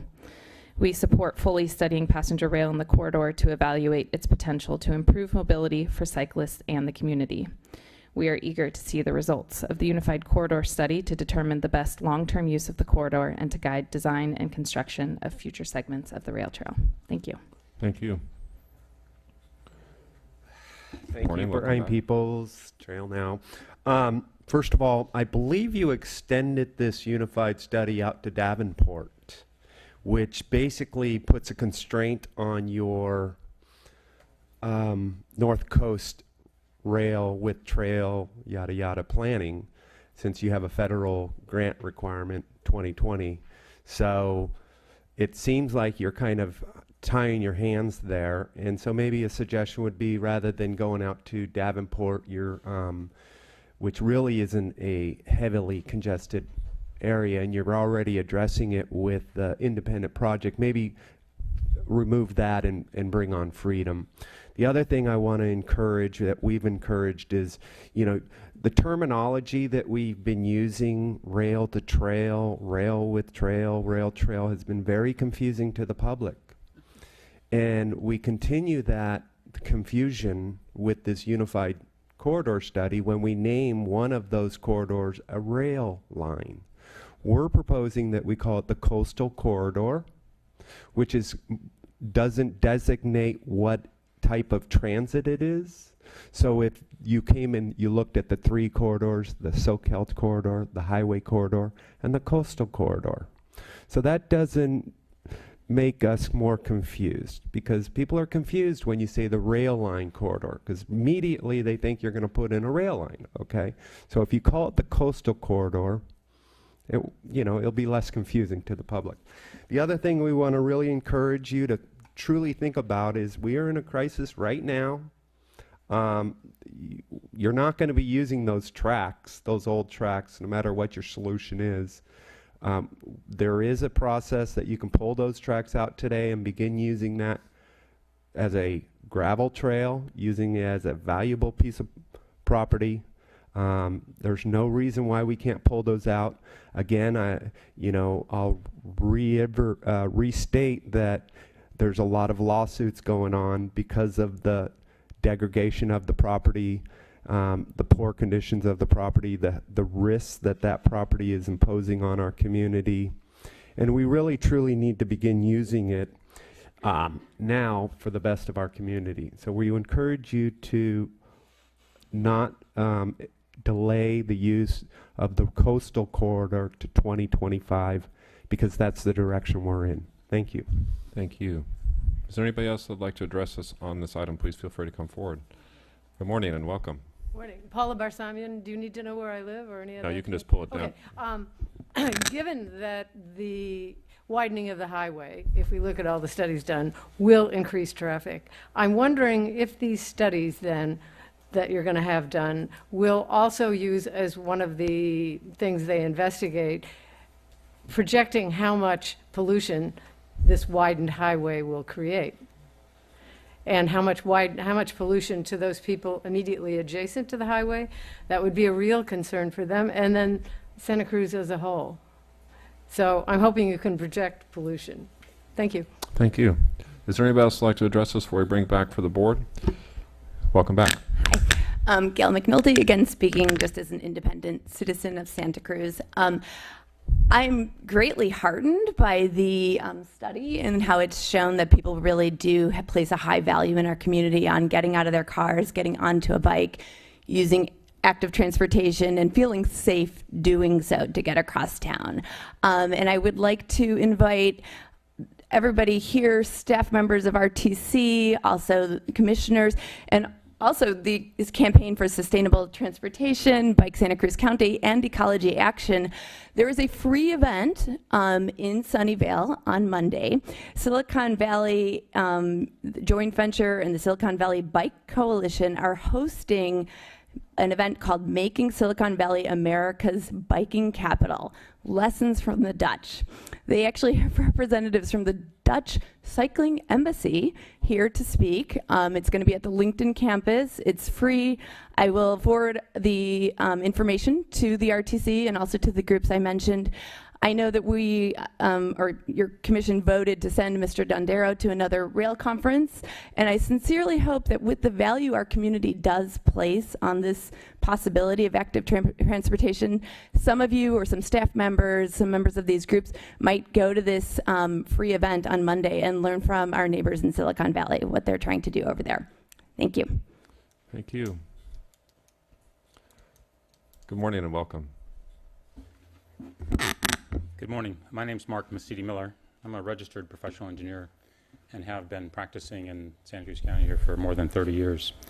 I wanted to say a couple of things about the UCS. First of all, I'm delighted that this is going forward. I'm looking forward to the triple bottom line analysis that's a cornerstone of the regional transportation plan and will deliver the kinds of analysis that we need as a community to make a good decision around the best uses of our 3 corridors.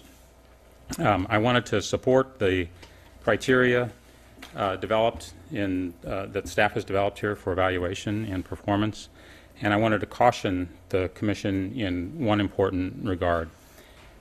Much of the criteria seems to be based on a public input, and while I value public input tremendously, I think the survey results are suspect, and here's why.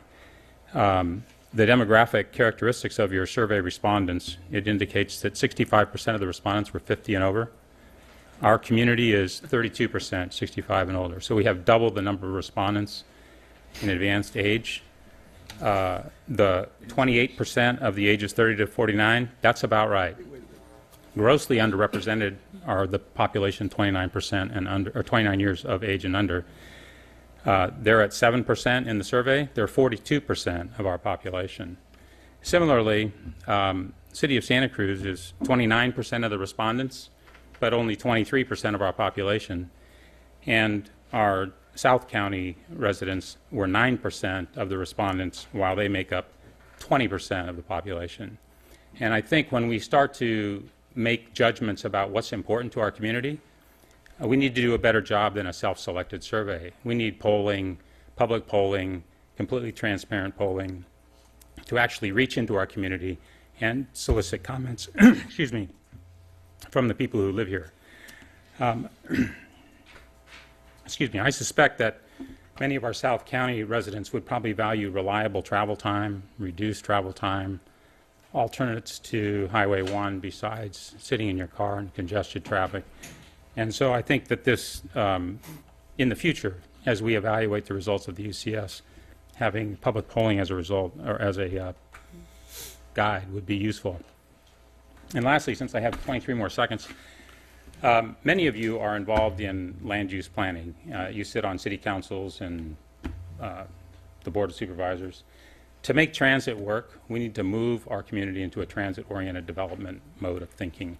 And we need to get future development of housing and businesses along our transit corridors. That's the only way we're going to really create a transit system that makes sense. Thank you for your time. Thank you. Is there anybody else that'd like to address us? Seeing none, we'll bring it back to the board for action.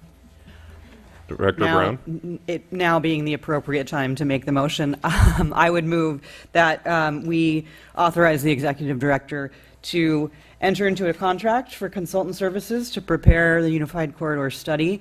And I don't know if it's appropriate at this point to add the request for a report back on the potential cost for including the Freedom segment, which Commissioner Chair Friend suggested.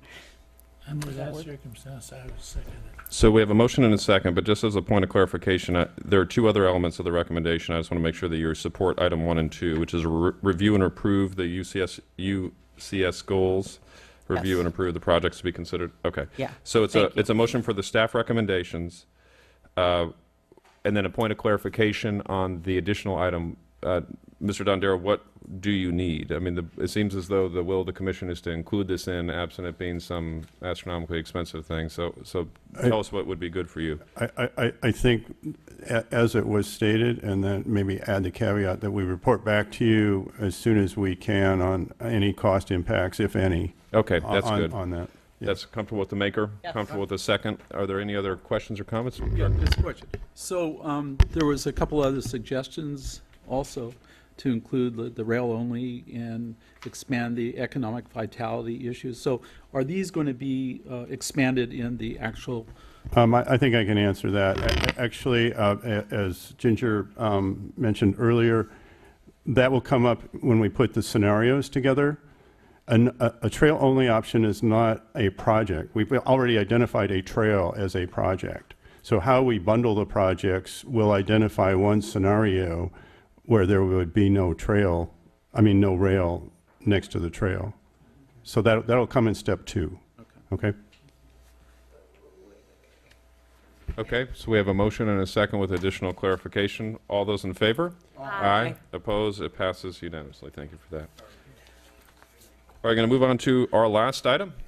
We've made it. Item 29 is Measure D, Draft Regional 5-Year Programs of Projects.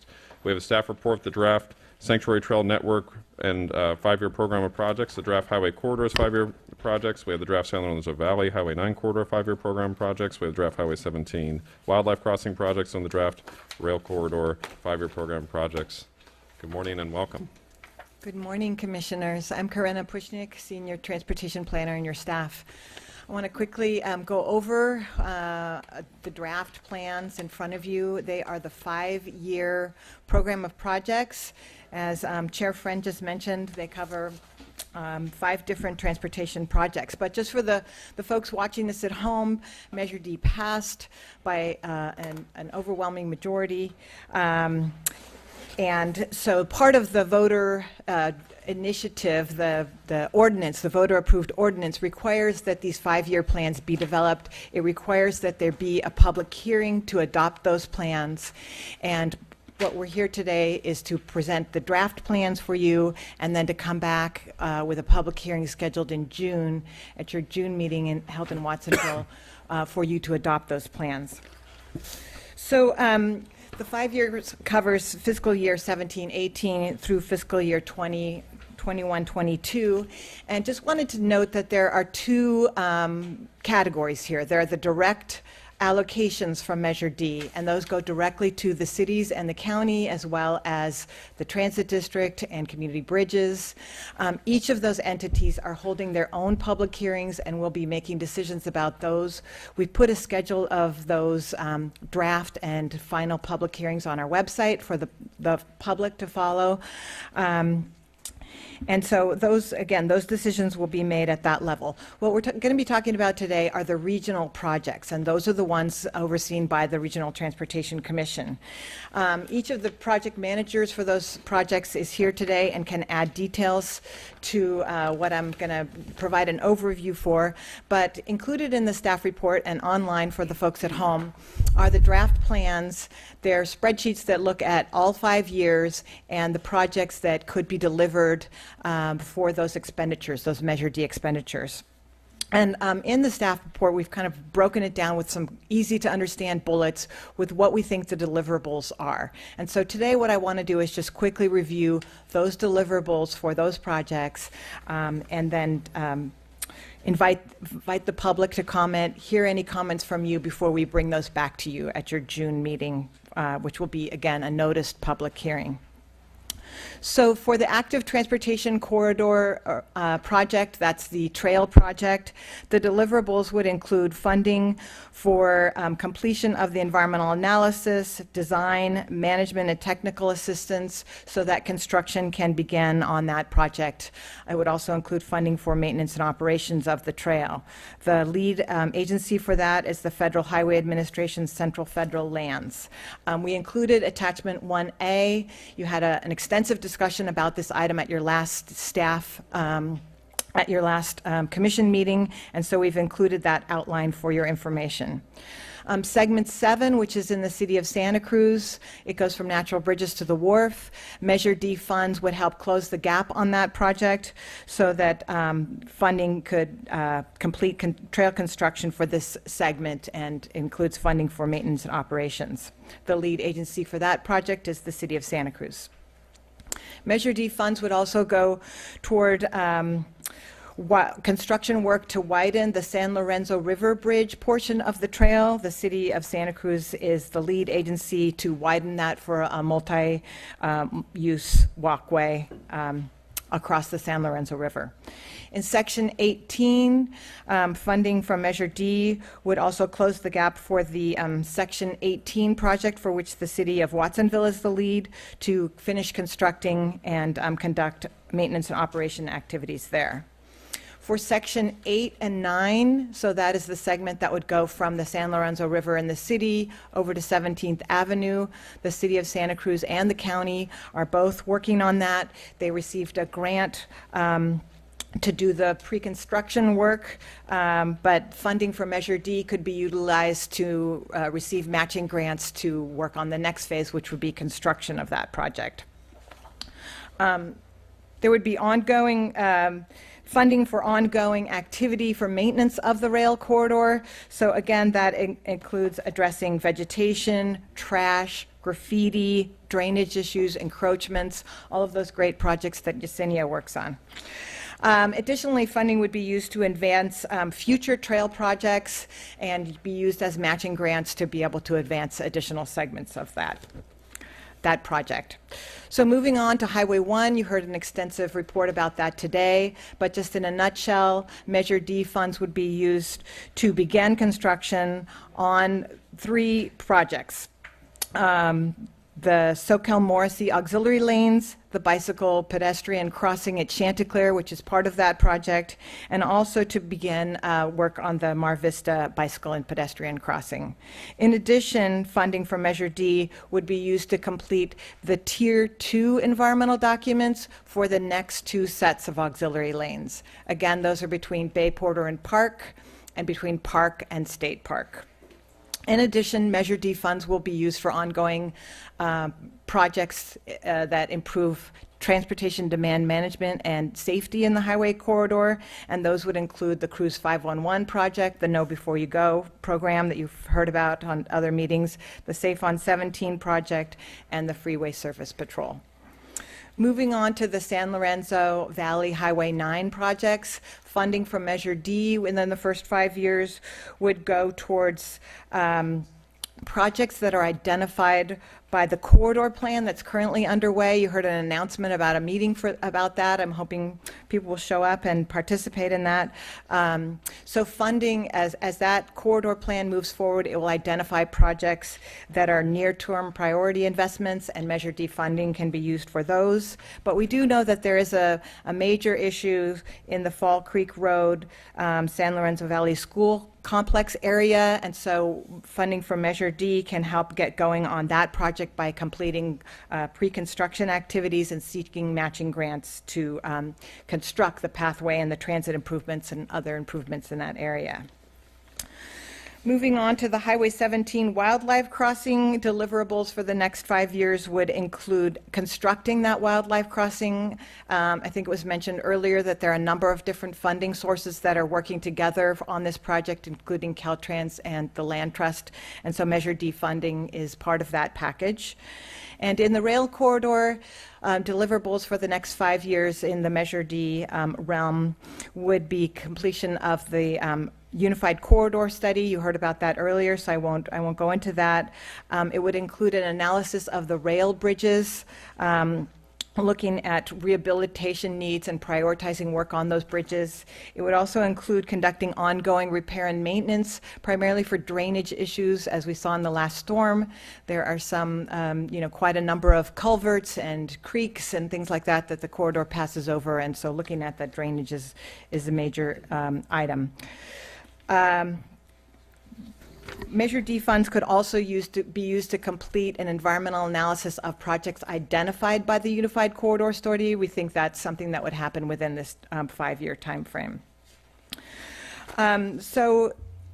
Next year at this time, when we come back to you, we'll be bringing back not only the updates of the 5-year plans, because this is something that will happen annually, but we'll also be including an annual report which identifies the description of the actual progress made on those expenditures, and then progress made to improve our transportation system, how well those Measure D funds supplemented, not supplanted, existing funds, how well they were used for us to receive matching grants, so how well they helped us leverage additional funds and secure other funding sources.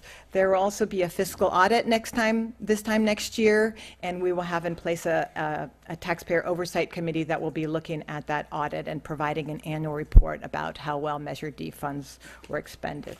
So with that, I'll open it up to questions, and to just remind you that your recommendation is to approve the 5-year plans in front of you and to schedule a public hearing for your June 1st commission meeting in Watsonville. I think that it's a different recommendation than the actual approval of the plan. I don't have it sitting in front of me conveniently, but Review and provide input on the draft 5-year program of projects and schedule a public hearing at your June 1st meeting. there you go. All right, Director McPherson. Thank you. I think I want to emphasize about how important we are in the transportation overview in this body and each of our cities and county, that communications is vital. We have, some would say, an abundance of funds coming in with Measure D and Senate Bill 1 being passed, and we're getting calls and letters every day, you know, this is my road and I need it done yesterday. So we have to be realistic about the time approach, but I think that of what can really be done, and you are doing that, but I just want to reemphasize, as we have in the county, and I think each city has too, that this is what we have, this is what's put up the top of the list and why, and make a good explanation of that. You're doing that, but I think it's never been more important that we reemphasize that so people know what's coming from what has been passed locally as well as in the state. One issue, though, that the staff mentions the possibility of installing a conduit under segments of the rail trail. And I'm not sure that we should be the responsible ones to put that conduit in, but if the project is going on, I think we should make it a requirement that we say, this is what should be done, go along, this is the time to do it if we do have projects there. And I'm not sure. The funding's another issue, but it should be addressed. I think that you know, a private internet company of some type, who knows, could help us with that. But I think this is the opportunity we have, and there's not a better place to extend that line to as many people as possible. Director Bertrand. Okay, thanks for your report. Sure. So I'm reading that for rail bridge analysis, there's $300,000 for year 17 to 18. And last meeting, Director Dendero did mention that, in particular, the trestle here in Capitola is up for a reanalysis. And so I assume that this is going to apply for trestles like in Santa Cruz. But the one that I'd like to point out for Capitola here is it's very close to here, and if something fell off or if there was a structural failure, there's homes and people that live below there. And so I just want to make sure that this item here is including that. I'm going to let Luis Mendez. That is correct. It includes basically an analysis of all that's needed for all the bridges along the rail line, not just bridges in one area. That's the entire length of the line. I didn't think it was just Capitola. So when would that be scheduled? So how far into 18 and before it's actually getting, to say, more frequent use, I guess? Okay. Well, we will have to go through a process of you know, trying to procure a consultant and to do that work. So once the commission approves the plans and the funding, then we can go ahead and proceed with that. And it should only take a couple of months to get a consultant on board. One more comment. One of our concerns was that part of the consulting process would be an independent element. I think that before this, it wasn't an independent consultant. The director did mention that the consultants who did it in the past have the ability to compare to past records, and I think that's a good comment. but also to include some that are independent of that. I'm sorry, independent of, are you What I saying mean not is, to use you know, the same? new eyes rather than connect it with the current operators. I'm sorry, I don't understand. Well, we had concern that the group doing the audit was too close to the rail operators at this time. And so our point was that we'd like independent eyes on that. Oh, it would not be anybody associated with Iowa Pacific. in other Okay, words. that's Okay, our I concern. understand it. Okay. Okay, great. That's not a problem. Any other questions from directors? Seeing none, we'll open it up to the community for questions or comments specifically to this item. Measure D, draft regional 5-year programs of projects. Well, welcome back. Hi, Stan Sokolow again.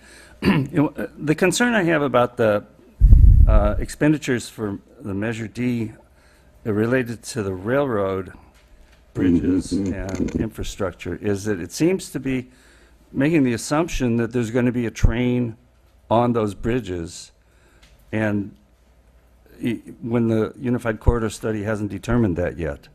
So, you know, railroad bridge rehabilitation and the bridge crossing San Lorenzo River, for example, I've proposed that there be a bus rapid transit line that would run on the rail corridor, but it would get off of the line at Seabright and follow Route 68 to the Metro Center where the buses go now. And so there'd be no buses running over the San Lorenzo River Bridge, and that would be a pedestrian bridge. So I don't think you can put the cart before the horse here. It concerns me that there be a study or maybe construction to do some repairs to a bridge that you don't know what it's going to be used for. Now, certainly making the Capitola Bridge safe so things aren't falling off of it, you know, that's sort of an emergency measure. That's justified, but it looks like there's conclusions have already been reached as to what the bridges are going to be used for, which is premature. And also, the item that says ongoing maintenance, repair, and rehabilitation of railroad track infrastructure and signage, that's allocated for $108,000 each year for all 5 years, amounting to more than $500,000. Again, the passenger train study said that the existing railroad tracks, switches, and communication, you know, signals and so on, all have to be replaced. Much of the ties have to be replaced to support the speeds and, you know, of a passenger train service on there.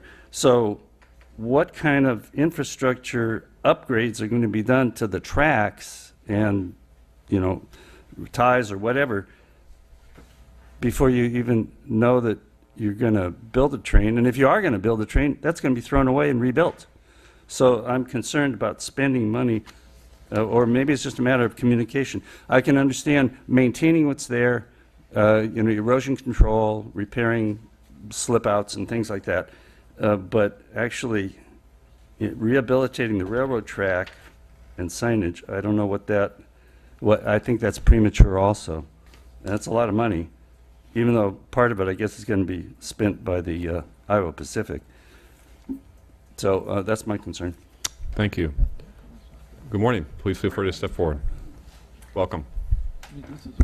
Good morning, commissioners and RTC staff. My name is Dan Medeiros. I'm the project director at the Land Trust of Santa Cruz County.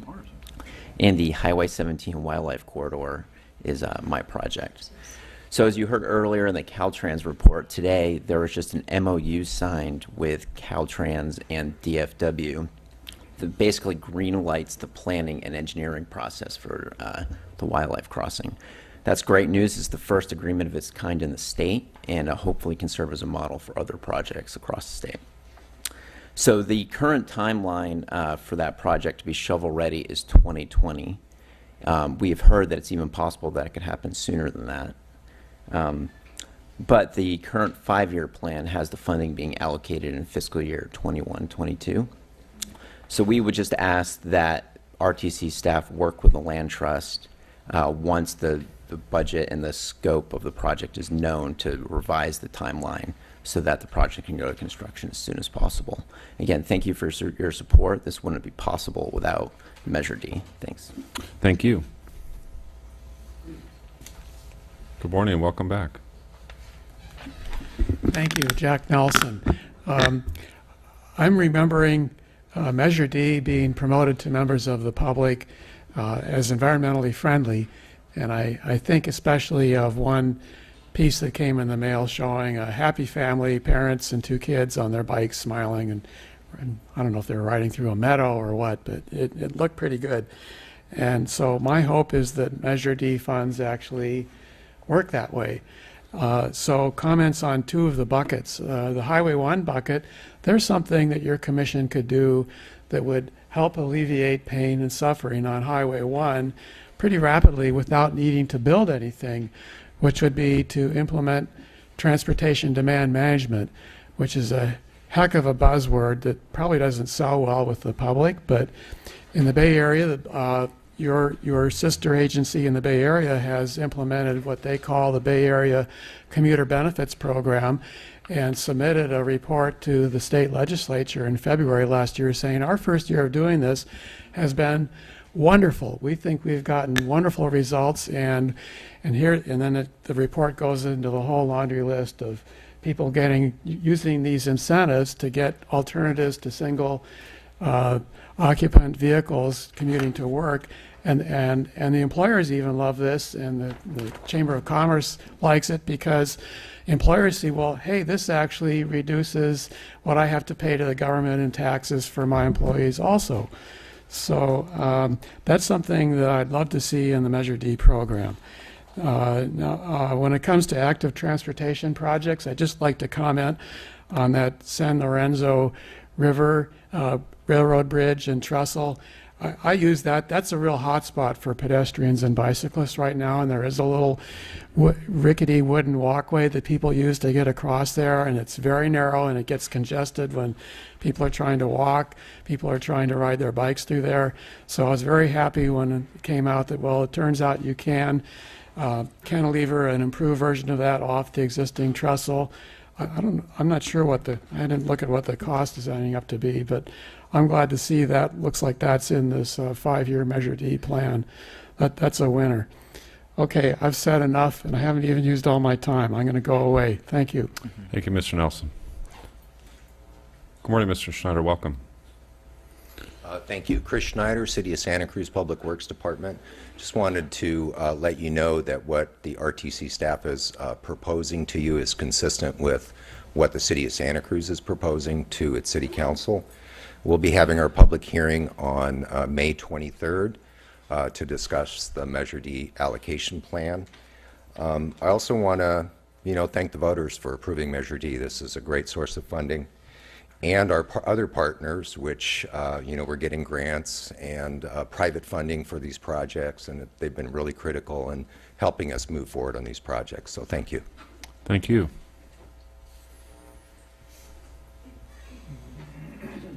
Good morning and welcome back.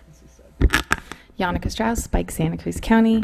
I'll be short and sweet. Bike Santa Cruz County greatly appreciates the opportunity of our county being a self-help county and being able to apply for competitive state grants for active transportation projects. We support the construction of any portion of the rail trail that can be built prior to the completion of the Unified Corridor Study because cyclists in Santa Cruz County want to see the trail built as soon as possible. Therefore, we support RTC spending Measure D money on the City of Santa Cruz Segment 7, Segment 8, and City of Watsonville Segment 18. Thank you. Thank you. Good morning and welcome back. Thanks for having me back.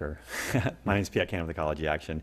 As one of the nonprofits that put a lot of resources into Measure D. I think someone earlier mentioned that Measure D was something for everybody, but it also had something that most people didn't like in it. So it was a compromise, bill. And it's amazing that it got passed as a sales tax measure in Santa Cruz County and moving our county forward. So, as Ecology Action being a nonprofit, we see the benefit of these projects moving forward, the rail trail being a centerpiece of bike and pedestrian improvements in our county that will, I think, have a transformative effect. But I also want to have a little bit of reservation in terms of other bike projects. Santa Cruz has some of the highest bike crash rates in the state, compared to similar sized counties, and making sure that we also, have, which would be the other pot of money outside of direct RTC control, the city pots of money, neighborhood monies, that those go towards bike and ped improvements on the streets that lead, to the schools and to the work centers and to the residents and hopefully, to the rail trail. So just, keeping that in mind. And also in terms of, I think, fast delivery of Measure D projects, so the public can feel like, hey, the money that we're spending in our tax dollars is going to use to, I think, relieve our travel times and get us out of traffic and give us better ways to get around, is that some of those programs could be low-cost, non-infrastructure programs, such as the Cruz 511, and it would ask that the RTC work with its partners to kind of implement some of those improvements. We have these additional resources to make those differences, to show people ways to get around other than driving alone in their cars. A good way of having quick, fast action that shows that their tax money is at work. Let's see. And then also I'd like to just plug in terms of Measure D and moving forward on the rail trail. This Sunday, May 7th, is an event called Trail Mixer. It's being hosted through Bike Week, which College Action coordinates, and with the city of Santa Cruz and the RTC. And the idea is to bring the community and show them the corridor and what will be happening, shortly. And next year there will be a section of rail trail built on the west side. So getting the community involved, showing them the positive progress, and making them feel part of this project, this public process. So that's happening this Sunday from 1 to 3 on Swift Street on the railroad corridor. So thank you very much. Thank you. Morning and welcome back. That's good news. I brought my water bottle this time just in case. Hi, I'm Mark Masidi-Miller. Thanks for the welcome back. I wanted to echo both the Bike Santa Cruz County comments and the Ecology Action comments. Let's get this rail trail underway. I also wanted to share in this and celebrate that Segment 7, while it's a little bit over budget, Segment 8 is dramatically under budget, and by my calculations, we're $7-8 million under budget so far on Segments 7 and 8. I'm looking forward to getting number 9 done, and I think this. While we can't guarantee that kind of success in the future, is a good sign. I also wanted to point out that some of the earlier comments today mentioned, why are we spending money on track maintenance, bridge rehabilitation? The rail line is an active rail line. It's currently leased to Iowa Pacific. It runs trains on it from time to time, and maintenance is a really good investment. I've spent a career as a civil engineer, and if people got that, we would save millions and millions of dollars. An ounce of prevention is truly worth a pound of cure. So I would encourage you to stay with the rehab and the analysis, and just maintenance is a good investment. I also noticed that in your revenue matrix, under the rail corridor matrix, you have a line item, drainage repair and improvements, which includes ongoing repair and improvement of drainage along the rail line to ensure proper drainage, etc. Measure D actually includes language in the bucket allocations under the rail trail bucket. It specifically says maintenance, management, and drainage of rail and trail corridor. So I believe this allocation of $52,500 per year for the first 5 years may be in the wrong place, and you may want to correct that just so that we're completely copacetic with voters. I always hated people to bring me problems and not solutions, so I've got a solution for you for this one. I would just take the $52,500 and add it to the track and signage maintenance and repairs line item, the next line item down, and take this language and the according allocation and move it over to the rail active transportation line item, corridor encroachments and maintenance. So if you just make that correction, everything matches up with the Measure D language that all the voters voted on. And like Jack, I would say I'm done with 23 seconds to spare, so I'm excited about getting this rail trail done. Let's get the bicycles out there and let's get it going. Thank you. Thank you. Is there anybody else that'd like to address us on this item? Please step forward. Thank you. Welcome back. Gail McNulty speaking again as an independent citizen. I would like to say that prior to accepting my current job, which I've had for a little under 2 months, I had never heard of the rail trail. And I have spoken to many, many, many people in a variety of stakeholder groups throughout our community in the past month and a half. And I have to say that I believe the majority of people in our community are similar to the person I was before I took this job. I've had a lot of conversations, and I've spoken with people about Measure D. I've spoken to both people that voted for Measure D and people that did not. I've spoken to people that did not vote for Measure D because they knew that it was going to be a personal financial hardship for either them or their family. And so I would like you to please make sure you think about the voters and the people that didn't vote for Measure D as we spend these funds. Think about the logo for Measure D. It was a picture of active transportation. There was no train, there were no tracks. It was, I believe, someone walking, someone skating, someone on a bike. It was an active transportation advertisement. I received a phone survey that really bothered me not long ago, a couple week or so ago, and it was asking me if I would support a 1/4-cent sales tax raise to repair our roads. We have a lot of transportation issues here in the county, and there are a lot of people that can't afford another sales tax raise to repair our roads. We have a lot of money that we've just set aside in Measure D. So again, let's please spend this money carefully. The public in general, I think, is also not aware of what we are giving up if we move forward with the current plan. The trail next to the rail is not equivalent to the trail we could build if we take up those tracks. Again, I hope some of you can make it to that conference over the hill about Amsterdam and what they've done. Before the 1970s, I don't know if any of you have been to Amsterdam or Copenhagen or even closer to home, Minneapolis, Philadelphia, places that are really reframing their transportation systems to put cyclists and pedestrians first. But it can make a huge difference in a community. In Amsterdam, 60% of people ride a bike every day.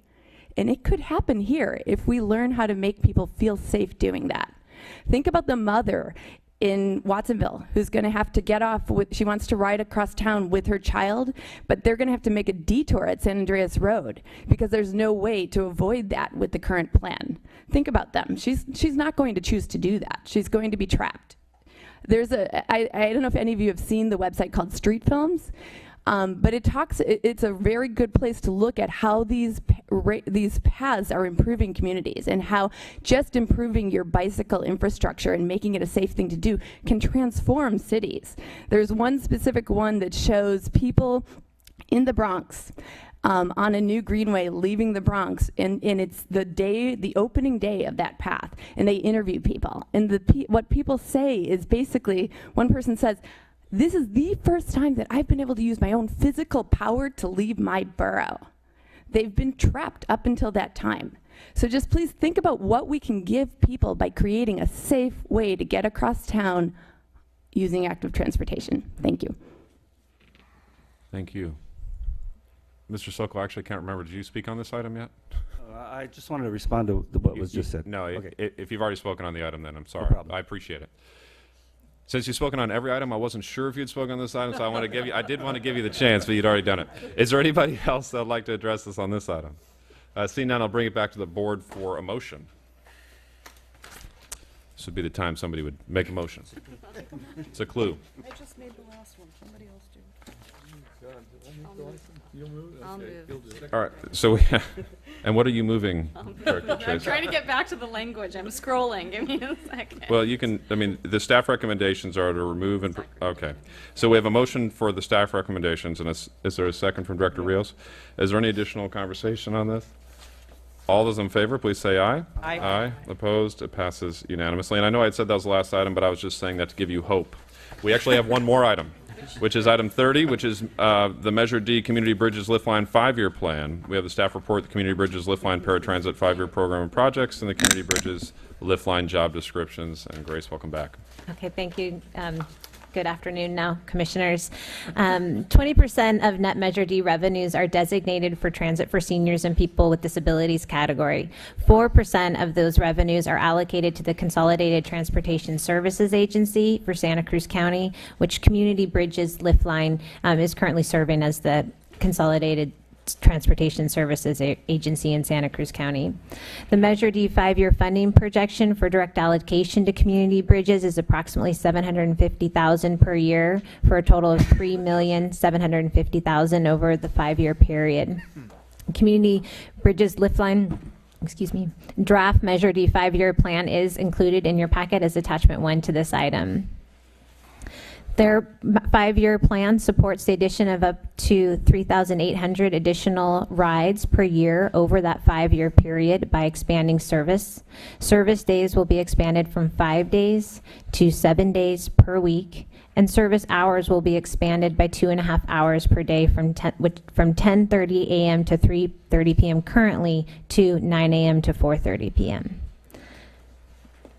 Community Bridges Lift Line is the only agency receiving a direct allocation of Measure D funds that is not a public agency and therefore does not have public meetings that are subject to the Brown Act. Therefore, approval of the Community Bridges Lift Line Measure D 5-year plan will be overseen by the Regional Transportation Commission to meet the requirement of a public hearing.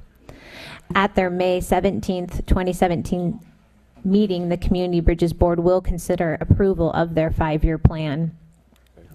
Their plan will be adjusted annually based on updated project schedule and cost information, as well as information on any grants and other funds agencies are able to secure for projects. Staff is recommending that the Regional Transportation Commission review and provide input on the Measure D 5-year program of projects for community bridges and schedule a public hearing for June 1st to consider public input. Ray Cancino, Executive Director of Community Bridges Lift Line, is here to present their 5-year plan as well. Thank you. Welcome, Mr. Cancino. Welcome back. Thanks, everybody. Ray Cancino, CEO for Community Bridges. I'm going to introduce Kirk Ants, who's going to actually go through the program components and the changes of how we're going to get from 5 days a week to 7 days a week, so you understand a little bit of what's behind the curtain a little bit. But I think what's really important is to hear that we're going to be providing expansion of service. What I heard a lot of was concern about how are the Measure D funds going to impact my lives today. And I heard that from your constituents and from the communication that you gave to other members of the improvement. So I think this is the glowing light, is that service delivery is going to start sooner for this project than most other projects. What we need right now is the public that you're seeing me on television. If you know able bodies, people that are wanting to work and wanting to transport seniors and want to be a driver, want to get trained, we're looking for drivers right now. There's a big need for drivers and also for a dispatcher to help us get to 7 days a week. So we have a lot of openings in our regular lift line operations, but we also need to fill this expansion with new drivers as well. So please go online, go onto our communitybridges.org website and apply for the positions, 21 and older, because our insurance requires it. But we're also transitioning from waiting for a licensed B driver to accepting a licensed C drivers and teaching them. So this is also an opportunity for our young community members to build into a trade while they continue their education and then transition into a higher paid job with one of the other transit agencies. We know that's not our business plan to train everybody and move them on, but we know that that's a reality in our community, and we're willing to do that because we know we're providing the actual service for seniors. So with that said, the majority of the funds that we're going to be providing is for this expansion of service. It's going to be expansion from Saturday and Sunday as well, which is going to be something new, a free transportation for seniors.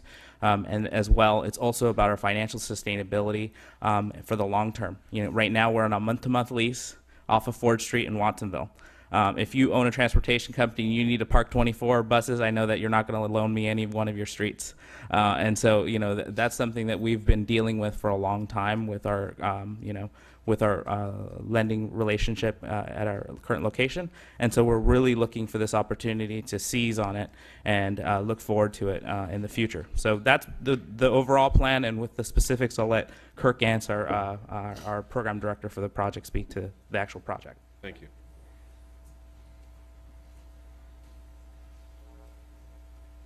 Good afternoon, now commissioners. My name is Kirk Gantz, as Ray introduced me. I'm the program director for Community Bridges Lift Lane Transportation, and I'm going to present the Measure D plan, 5-year plan for community bridges. I will be repeating a little bit of what Grace and Ray had already said, but I'd like to present the 5-year plan as I will to Community Bridges Board of Director at our open forum on May 17th at 5 p.m., 100 Pioneer Street.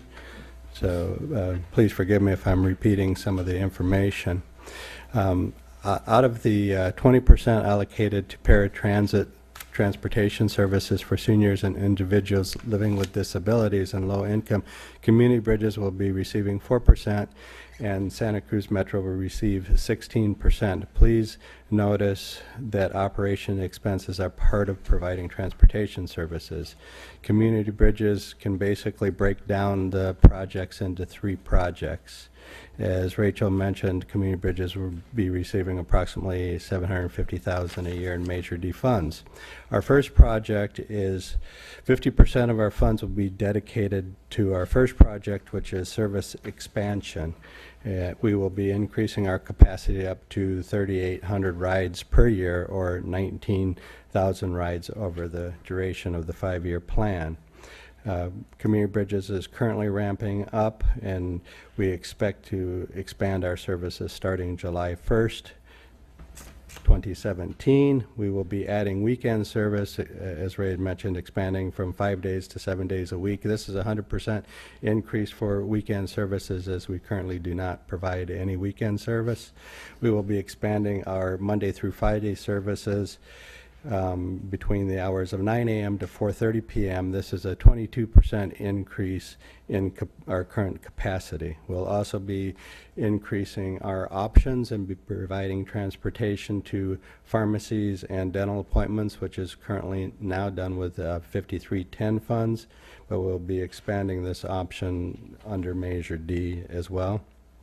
And we're reviewing other options for expansion as well. We're going to do this expansion by adding 2 new driver positions, a new van driver trainer to ensure new and existing drivers and certification and recertification can happen under various vehicle classifications in order to quickly fill vacancies and continue transportation services.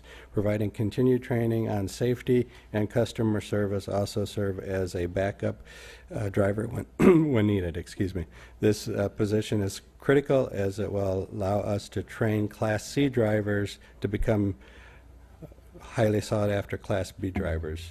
We will also be adding a administrative assistant, which will be the weekend dispatcher and scheduler, and will help support the expanded transportation services. We'll also be putting 1% towards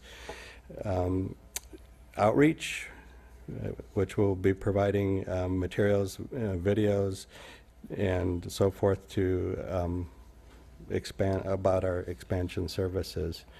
The second project is a capital investment. Approximately 46% of the funds will go into reserves for the first 5 years to begin construction of a project as quickly as possible. Reserves will equal 30% of the total estimated project cost. Funding, following the 6th year, we will take out a commercial loan in which we will finance the remaining project, and we'll use Measure D funds and current operating funds to finance the loan, thereby reducing the amount allocated towards this project. Reserves could also be used for lease payments should we have to relocate from our month-to-month facilities, and we could sustain a large rental increase if that were to happen. Additionally, after 5 years, we plan to increase transportation services even further using Measure D funds, as the cost of the service of the loan will be less than we currently allocate towards this reserves. The third and final project is the vehicle acquisition and equipment. 4% is allocated towards that. This will be 2 new fleet vehicles, one which would be an electric van, which we'll purchase to test viability, and the second will be a 24-passenger bus. I think it's fair to say that the reason why Community Bridges is not asking for putting a lot of funds towards the vehicles is because we're very successful in getting vehicles through the 5310 grant program, and a small portion will go towards vehicle reserves and equipment replacing, about 5%. So I'd be happy to answer any questions if anyone has any questions.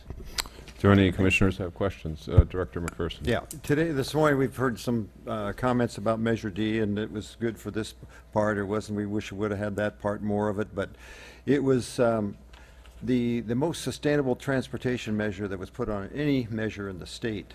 And the reason it was we had a diversity to reach out, no matter if it was active transportation, public transportation, and the biggest percentage increase from when that was started to be discussed to when it actually became on the ballot was Community Bridges getting an increase from 1% to 4% total, or $750,000 a year.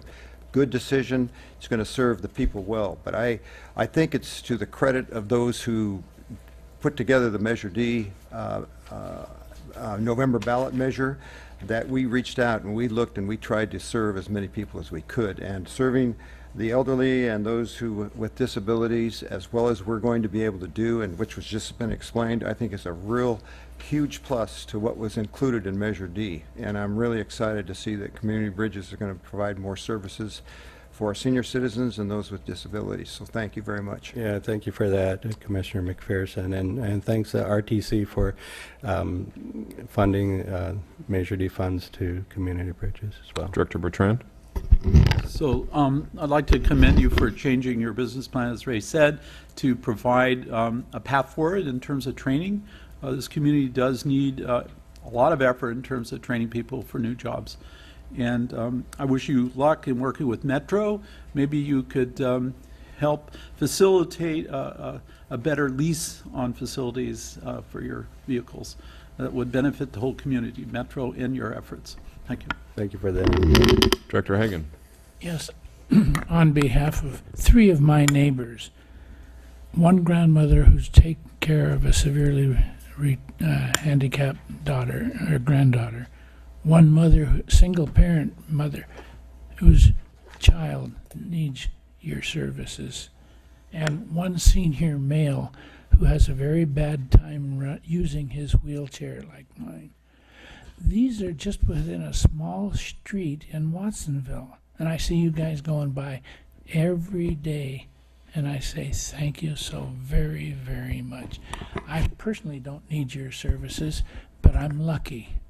They aren't. And there's so many people who every day, thank God, you are functioning for them. Yeah, thank you for that, Commissioner Hagan. We do have 10 drivers out there every day and providing about 80,000 rides per year, so we keep quite active with Measure D. We'll definitely be expanding those services. So we're grateful we have the opportunity to do that for the community and those that need it. Director Rios. Yes, great work. A couple of questions. What kind of outreach are you going to be doing, especially for Spanish community? This one question. Second, how many drivers do you need? And third, what is the age of senior now? So we'll start answering some of those backwards. Seniors 60 years or older and persons with disability. Currently there's a certification process that we go through, and it's for low income individuals that are 200% below the income poverty level. And I think Ray wanted to respond to the outreach portion. Thank you. Thank you. He knows me too well. So as a hat of right now, also the communications director, because we're also looking for that too. So if you know anybody, We are definitely going to be doing some Spanish language outreach. That's going to be done on our social media. We're going to be sponsoring social media content. We're also going to be using Spanish language newspaper and also Spanish language Telemundo advertisement, PSA with our local PSA community TV program. And so we're looking at a diverse outreach effort. We're going to be doing a soft launch. We had an internal deadline for us to try to start doing some soft runs of July 1st and just looking at capacity. But because we have not been able to hire fast enough, we're looking for a soft opportunity of starting in August, hopefully sooner. And then once we have the drivers at least trained well enough with the routes and the process, at that point in time, we'll be opening up to serving the community. You know, we're looking forward to that, and it's hopefully good. It's definitely going to be before the end of the year. Yeah. So you're also including Univision, right? Yeah. If we can afford it. I don't know if we can afford. We'll definitely ask them to do the free public announcements. So if you have connections with Univision, yes, but we know we could afford Telemundo's rates.